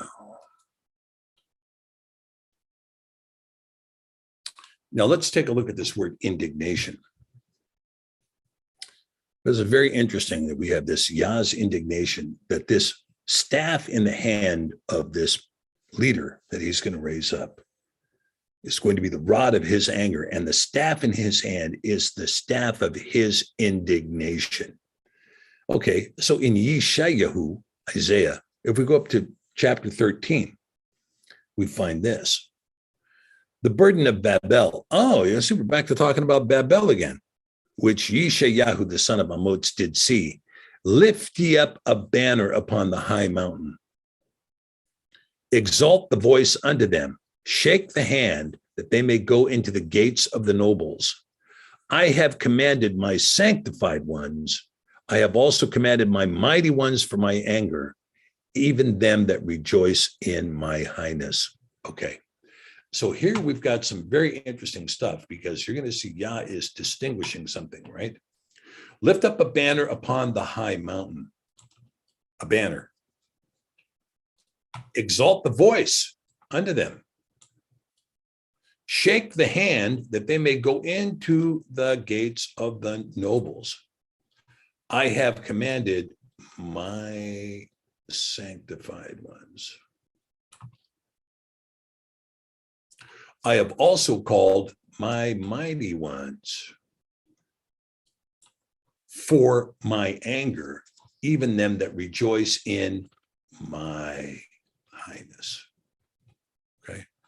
So who's he talking about? He's talking his sanctified ones and his mighty ones are the ones that rejoice in Yahuah and rejoice in Yah's sovereignty over the earth. Not this Satan, Lucifer, and these other putsy, pseudo Elohim. We're talking about the real creator, Yahuah Sebaot. The noise of a multitude in the mountains, the noise of a multitude in the mountains, like a great people, a tumultuous noise of the kingdoms of nations. Nations gathered together. Yahuah Sebaot musters the host of the battle. Yahuah Sebaot, not somebody else. Not somebody else. It's Yahuah himself who is mustering the army of the battle.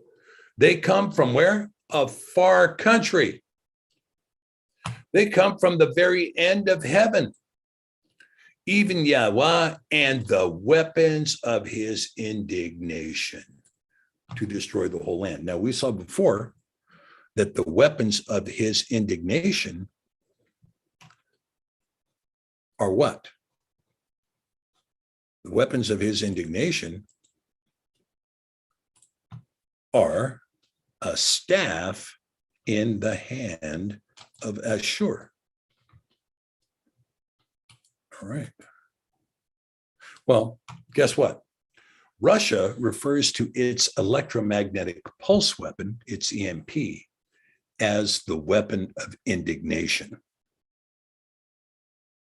Now, here's something. This is from libertyunyielding.com. Was written by Paul Bedard, a Washington Examiner reporter. In the title of the piece, DHS Task Force Chief, DHS, Department of Homeland Security Task Force Chief, Russia has, quote unquote, a super EMP weapon ready to deploy against the US grid. This was written in January 28th, 2021. And this weapon is called the weapon of indignation. The latest intelligence indicates that Russia has a specialized super electromagnetic pulse weapon and a warhead capable of traveling at Mach 20 that could put the US in the dark with little notice. Now, remember, we talked about the Kinzhal dagger, moving at Mach 12, that has roughly a 7-minute delivery time from Kaliningrad to London. It's about 7 minutes. This is going to be about 15 minutes from Russia to the United States. And we can't even trace it. When China sent its hypersonic missile over the United States, which they did, I think, 3 months ago, it was traveling at Mach 14. We didn't even pick it up on radar. It was moving so fast. We picked up nothing. We didn't see it, right? We didn't get it. We didn't see it. We didn't even know until they told us. Then they were able to prove it. This is at Mach 20. It's the fastest missile ever developed. And it would come into the United States from any place in the world, come over the country, and it would do what? It would put the US in the dark with little notice. How about no notice? With no notice. And this is called the weapon of indignation. And we know that, what do we know? We know that the weapon of indignation, the staff in their hand, is Yah's indignation. The staff in their hand, this missile, is Yah's indignation. Okay, well, let's continue in Isaiah 13 and see what it says. Howl ye, for the day of Yahuah is at hand. It shall come as a destruction from El Shaddai. It's not going to be a famine. It's not going to be a plague. It's not going to be a flood. It's going to be a destruction from El Shaddai. Therefore shall all hands be faint, and every man's heart shall melt. And they shall be afraid, pangs and sorrow shall take hold of them. They shall be in pain as a woman that travails. They shall be amazed at one another. Their faces shall be as flames.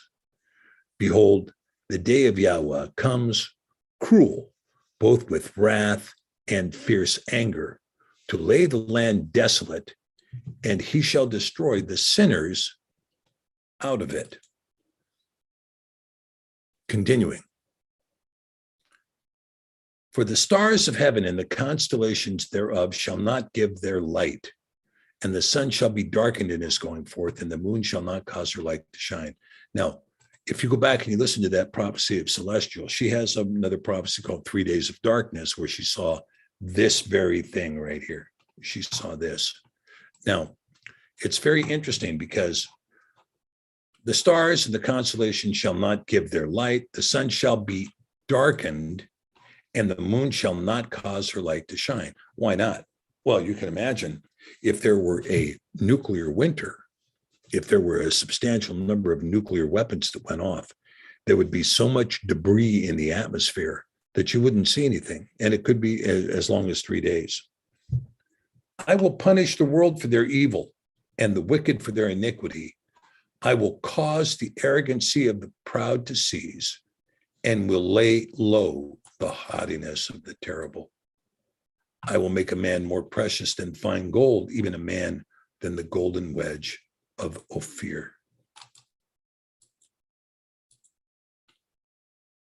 Continuing. Therefore,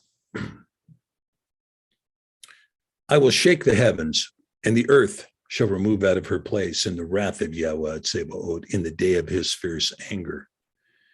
And it shall be as the chased roe, as a sheep that no man takes up. They shall every man turn to his own people and flee everyone into his own land. Everyone that is found shall be thrust through, and everyone that is joined unto them shall fall by the sword. Their children also shall be dashed to pieces before their eyes. Their houses shall be spoiled, and their women ravished. You see, once this comes upon, there's no escaping. You know, we used to say you can run, but you cannot hide. Well, you can't do any of that.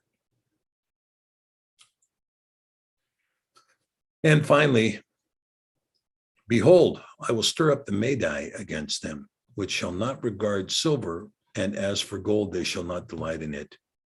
Now, this is what's going on right now. Madai, of course, is Iran. Yah is going to stir up Madai against them, against Babel and its proxies. And Madai is not going to regard silver and or gold. Well, look, we're going to give you a lot of money if you'll stop doing this. We're going to pay you off. We're going to give you billions. We got foreign aid coming for you. We'll give you some fiat currency by the ton. You want fiat currency by the ton, we can give you that, right?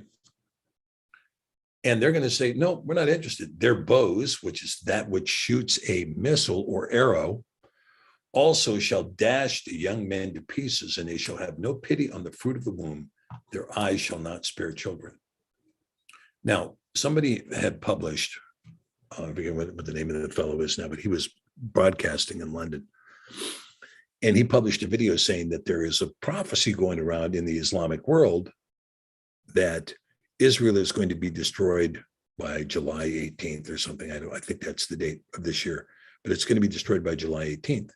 And so people in Israel are like, well, what is this? And this is going around scuttlebutt among all the mosques. It's going around among the Palestinians. It's going around even among the Israelis. They're talking about this prophecy that came out of the Quran. And the truth is that when we got into this, we're going to sanction Russia.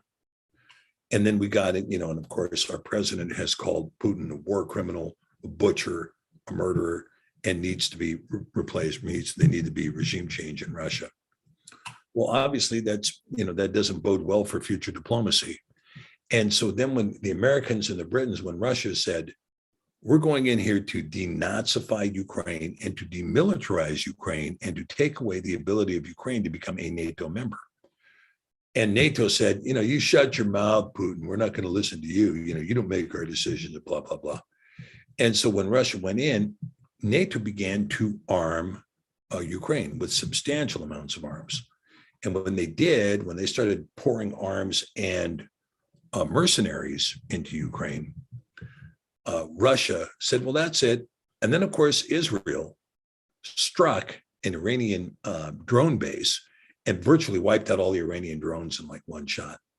So when they did, Russia said, well, okay, you don't like drones, and we're just going to go ahead and put these Kanzel missiles in Iran with nuclear warheads on them. Now, this was only announced on Hal Turner. I haven't been able to corroborate it anywhere else. But this is essentially what was being said. We're going to move these hypersonic nukes into Iran now. And we know, if we look at Google Earth, that Iran would be able to strike Israel in about 4 minutes with these Kenzel missiles, with these daggers, right? With 75 kiloton nuclear weapons. So you can imagine, it would only take one to really seriously destroy Israel. But you can imagine if 3 or 4 came in, it would not be good, okay? But Yahuah is stirring up the Madai. You're not going to be able to pay him off, and their bows are going to have no pity on anybody. They're not going to have pity on the young, the women, the pregnant women, the old. There's no pity in a nuclear weapon, none. Okay, so again, continuing in Isaiah 13, and Babel, the glory of kingdoms, the beauty of the Castim's excellency, shall be as when Elohim overthrew Sodom and Gomorrah. Well, if you recall, Sodom and Gomorrah had fire and brimstone coming down from heaven, which completely destroyed them and their neighboring cities. It shall never be inhabited, neither shall it be dwelt in from generation to generation. Neither shall the Arabi pitch tent there, neither shall the shepherds make their fold there. But wild beasts of the desert shall lie there. Their houses shall be full of doleful creatures, and owls shall dwell there, and satyrs shall dance there. And the wild beasts of the island shall cry in their desolate houses, and dragons in their pleasant palaces. And her time is near to come, and her days shall not be prolonged. Okay, my friends, so that is the end of our presentation tonight on these prophecies of 9/11. I wanted to go through them and just to try to alert you about where we are at this time in accordance with this prophecy. Now, again, I'm going to go back to the celestial prophecy. By the way, if you have questions, go ahead and put them up in all caps so I can see them and I can answer some of those questions now. But I want to go back to this prophecy that was given by Celestial, because she laid down a prophecy that I thought was very significant and very important. And the prophecy that she laid down, I think, is quite consistent with what we see in these Isaiah prophecies following 9/11. One point that she made that is very, very important is that the judgment is set. She said this over and over again. There is no repenting. There's no national repentance. We're not going to be able to fix it now. The judgment is set. There are things that we might have been able to do before, and there are many of us that have been praying, if my people who are called by my name, for years now, really since 2001. And there has not been any repentance. There has been no turning away. And in fact, there's been a further falling away. People are willing to listen to any lie and adopt it rather than adopt the truth, even though the yoke is easy and the burden is light with the truth. With Yahusha, the yoke is easy and the burden is light. And the formula for life is easy to understand and ready to go. So this is something that we should have done, and we didn't do it. Okay. Yeah, the link or name for the celestial prophecy. Yeah. Let me see if I should be able to get that here. Just 1 second. I have that link in here in just a moment. Here it is. And I'll put that right in the chat right now. So put it right here. Okay, there, I put the link in the chat. There we go. And so that you guys can watch this on your own, okay, and see what she has to say. Is the United Nations just about to be abolished? Yeah, the United Nations is the United States in another form, with more authority given to the Catholic Church. And so it's going to be gone. It'll be gone when the United States is gone. Okay, so let's see. All right, and now Lance asks the question, do you think NATO waited until Brexit finalized before moving into Ukraine in a meaningful way? No, I don't think so. I think that there had been long-term plans in Ukraine being the tip of the spear. The move on Ukraine was made in 2014, and that was spearheaded not by NATO, but by George Soros. And in what was called the Orange Revolution. And the Orange Revolution, was Euromaidan, which was open anarchy, US paid, CIA paid mercenaries killing civilians in order to overthrow the democratically elected regime in Kyiv, and putting in this group of corrupt politicians. You recall Trump got impeached on the doctrine of quid pro quo because he had had a conversation with Zelensky, a phone conversation with Zelensky. However, we know we've got clear in your face quid pro quo, and Biden has even bragged about the fact that he withheld $1 billion worth of funding to Ukraine until a prosecutor who was looking at Zholevsky, who is the chief mobster in Ukraine, until that prosecutor was fired. I mean, it's very clear. That's very clear quid pro quo. But you don't see Democrats wanting to impeach Biden for that. No, that's not possible.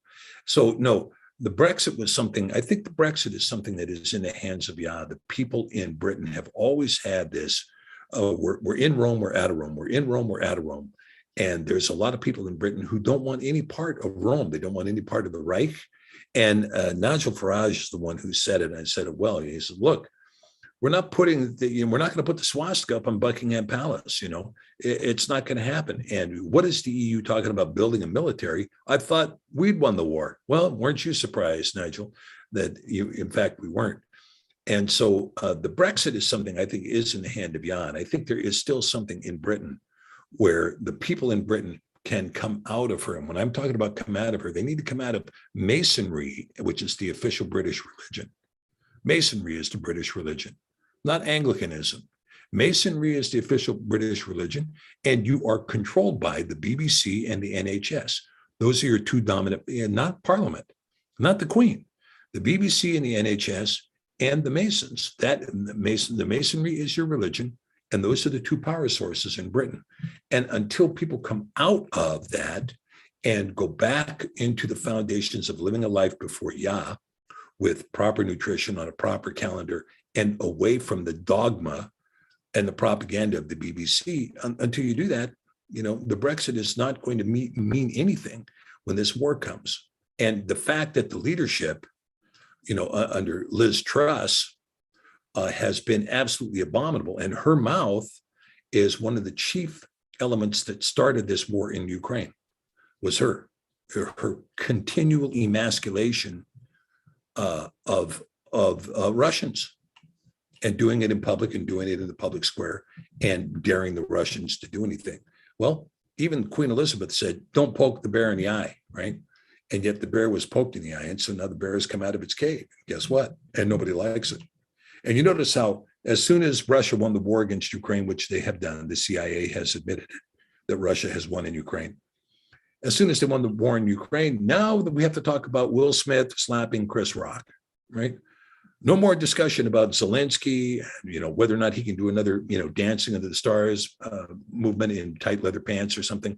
None of that discussion's on the table anymore.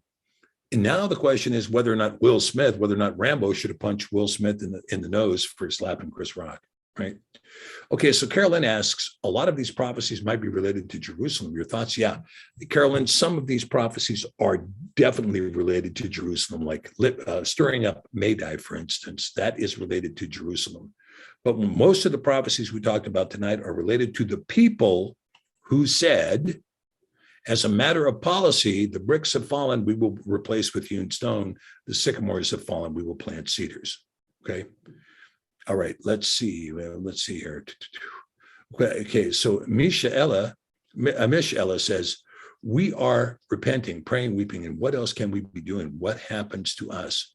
Well, Here is something that happens to us, right? I gave you a prophecy at the beginning of this piece that I thought was very, very important because it begins so much of what happens here, right?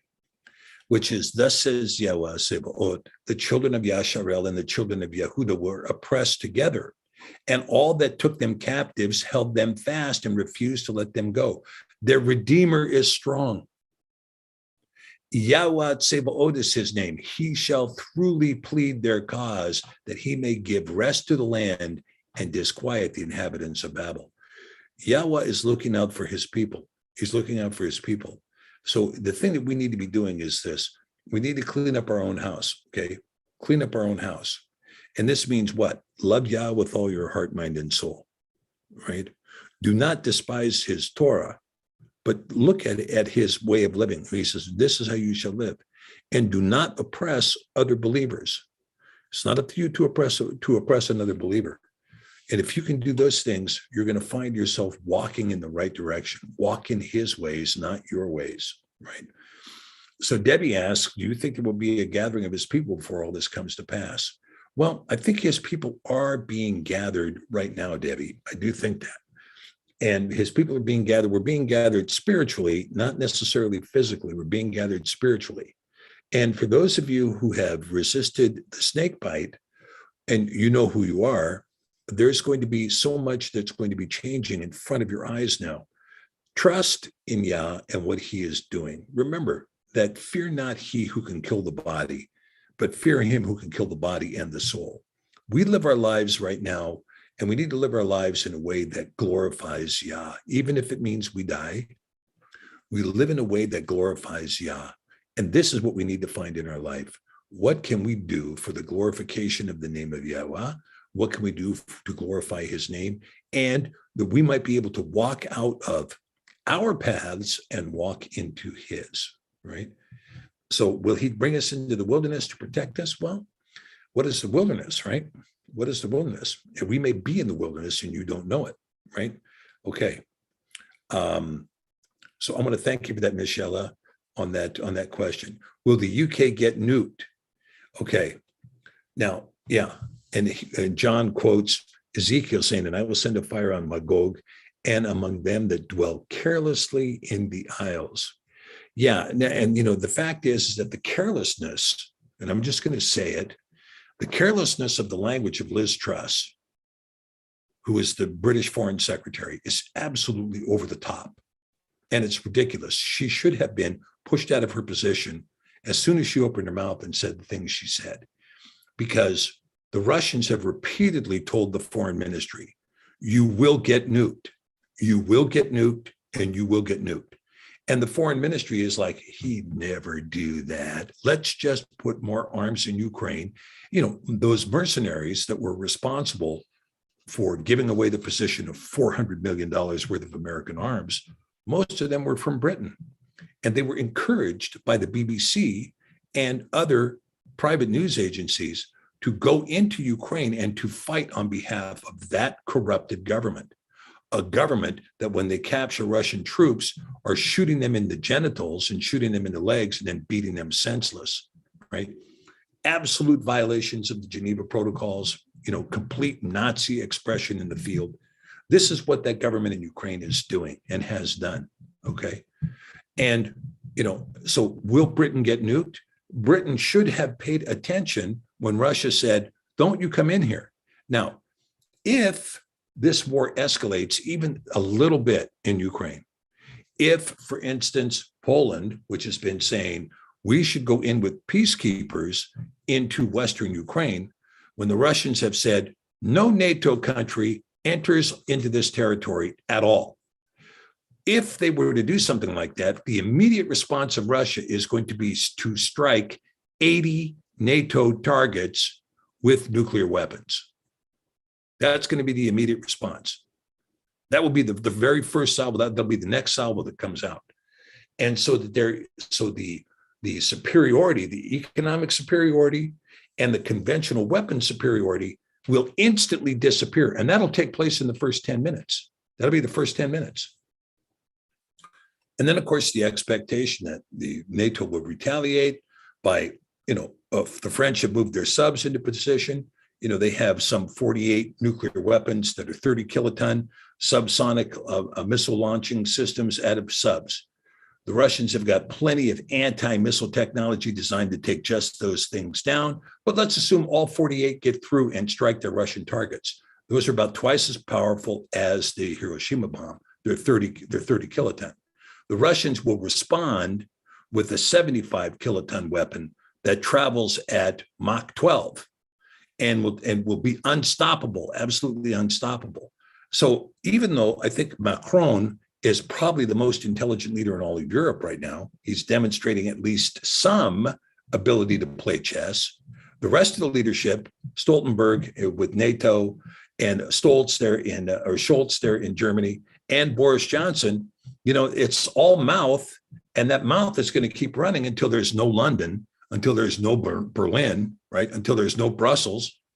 And so people need to learn how to walk back the rhetoric and start thinking about, my advice to the Europeans is this: absolutely right now abandon the sanction protocol that Joe Biden put in place. Joe Biden is a senile, demented individual who has, in 14 months, put the whole world into a starvation mode, major economic collapse for the whole world, and on the brink of World War III. He's done this in 14 months, right? This guy is not what you would call qualified to lead anything. So Europe would be best advised for all of Europe to completely ignore his advice and abandon the sanction protocol as quickly as you possibly can. If I were running Britain, in my opinion, that's what I would do. And in doing so and learning to get along with your neighbor, instead of sticking your big fist in his face, you might find that the Russians aren't that bad of a people at all. And you guys can get along. But if you're going to go there with an LGBT flag demanding that they abort their children, it's not going to go well. Okay? All right, let's see. Mark asked the question, do I think Canada will get nuked? Well, I can tell you, Brother Chris Ray, who does Bible codes, believes that Ottawa will in fact be struck. Now, I can tell you that when we talk about this, the issue with Canada, the whole issue with the United States is simply this. The question you have to ask yourself when you're looking at this is, can the United States stop its course of action right now? Can we turn away from sanctions, escalation, and hubris, and war rhetoric, and war machine stuff? And the answer is no, we can't. We can't turn away. There isn't going to be any removing Joe Biden from office. There isn't going to be any removing anybody in Congress from office. The election in 2022 is going to be an absolute waste of time. And all of this stuff is fixed in stone. You can't stop it because the judgment is set. And so the chances are very, very high that Biden is going to continue to escalate against Ukraine. In his mind, he's thinking, we can put troops and mercenaries and weapons into this failed state, Ukraine, and get the Russians into a long-term war like we had them in Afghanistan. That's not going to happen. Many of the Ukrainians have already turned their loyalty to Russia. Okay? You know that? They've already turned their loyalty to Russia. So when you say we're going to get in there and get a long-term war going, that's not what's going to happen at all. The Russians are on to every bit of the U.S. intelligence. They know every last troop movement that's being made. And when Joe Biden came out and said, we're going to put the 82nd Airborne in Kiev in active treason because he gave away the strategy of the U.S. Army. And he says, we're going to use chemical weapons. And according to Jim Fetzer and Veterans Today, there has already been confirmed intelligence that, in fact, on the orders of the White House, chemical weapons such as sarin, chlorine, and VX gas have been moved into eastern Poland. Now, whether or not they're going to use them to set up a false flag or use them against Russian troops, who knows? But they're there. And so if the protocol of the U.S. government is to engineer a false flag and to move more and more U.S. troops in with the idea of having a direct confrontation with Russia in the field, whether it be in Poland or whether it be in Romania or Moldova or Ukraine, there's going to be nuclear strikes against Western targets. And, those primary targets do include London. It does include Ottawa. It does include many, many targets in the US, and who knows how the US will be struck.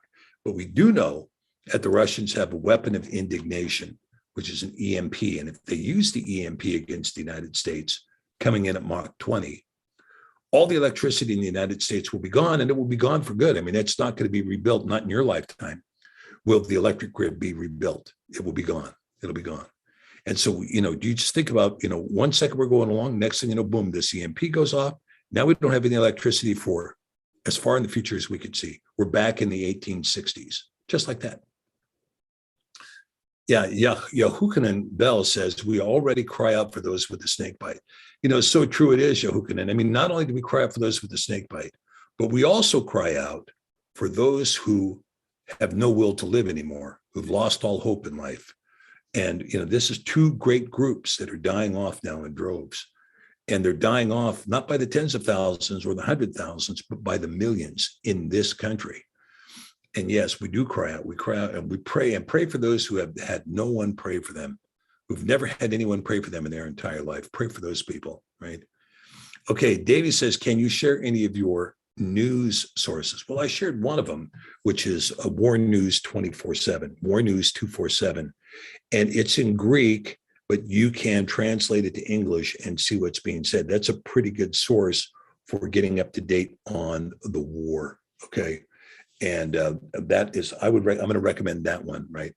War News 247.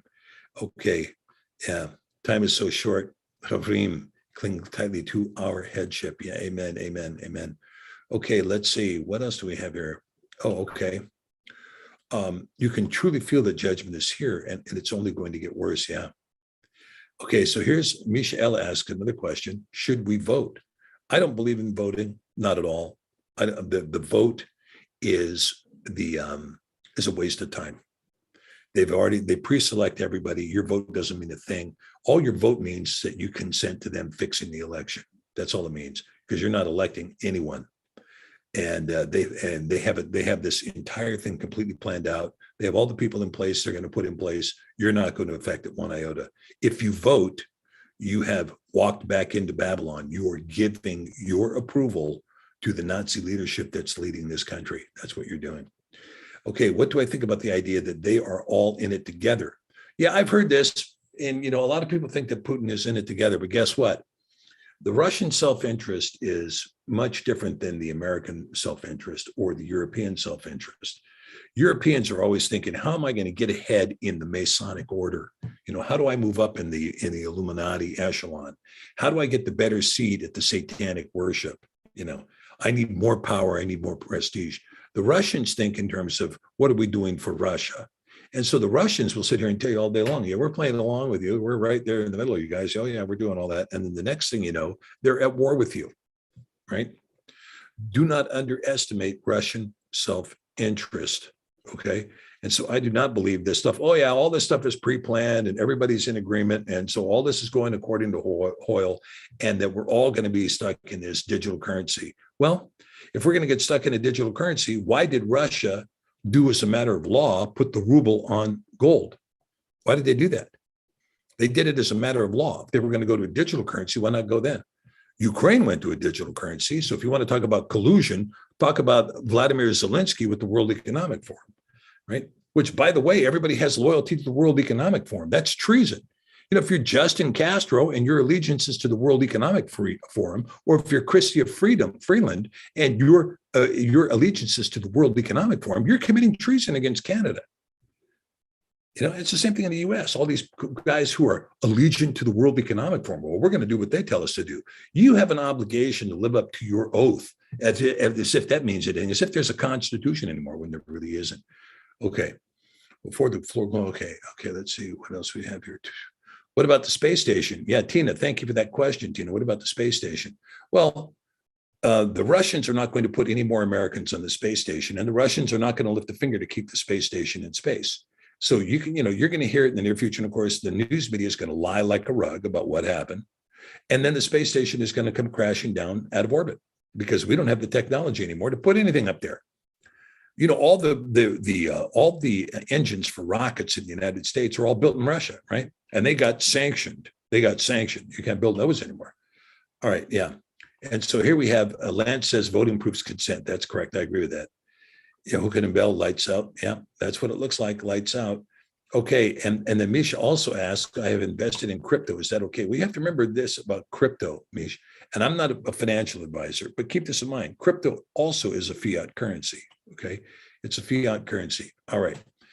Okay, so with that, we've answered every possible question that there is. There's no further questions, and I want to thank you for bringing those up the way you did. So thank you guys for being with us tonight here at Sefer Academy as we discussed a most difficult topic. A graduate is most difficult, but it was something that had to be said, and it's something that has to be known. And for all of you, when you guys are out in the field, you live in your daily life, remember, give thanks in the morning for the things that you have. Give thanks at night for the things you went through that day. Praise Yah in the heavens. Lift up his name. Let his will be done in your heart. Let him transform you, and trust above everything else. Trust that he has you where he wants you to be, and he is looking out for your best interest, and he is going to take care of you. He's going to take care of you, and he's going to take care of your loved ones. Let your prayers go out for those loved ones that have fallen away. Pray for them, and pray for those that you do not know. Okay, all right, we got a couple more questions. Is Dr. Fauci really Mother Teresa's son? Well, that's the speculation. That Mother Teresa, who knows if she lived up to her, her vows of sisterhood. There's lots of stuff on that. But stuff goes around the scuttlebutt. I haven't seen any proof of that myself, or any non-proof either. Okay, let's see. Okay, all right, brothers and sisters, I will be praying for you over this upcoming week. And I will be praying that a blessing comes upon you and that you be at peace. Shalom, shalom, in the world of Yahuah and in his beauty. For his world is beautiful and it's wonderful. It's only man stuff that's creepy and ugly. And let's look for his world. We look for it, and we seek it, and we will find it when we seek it with all our heart. So thank you, brothers and sisters, and blessings to you. And we will see you next week.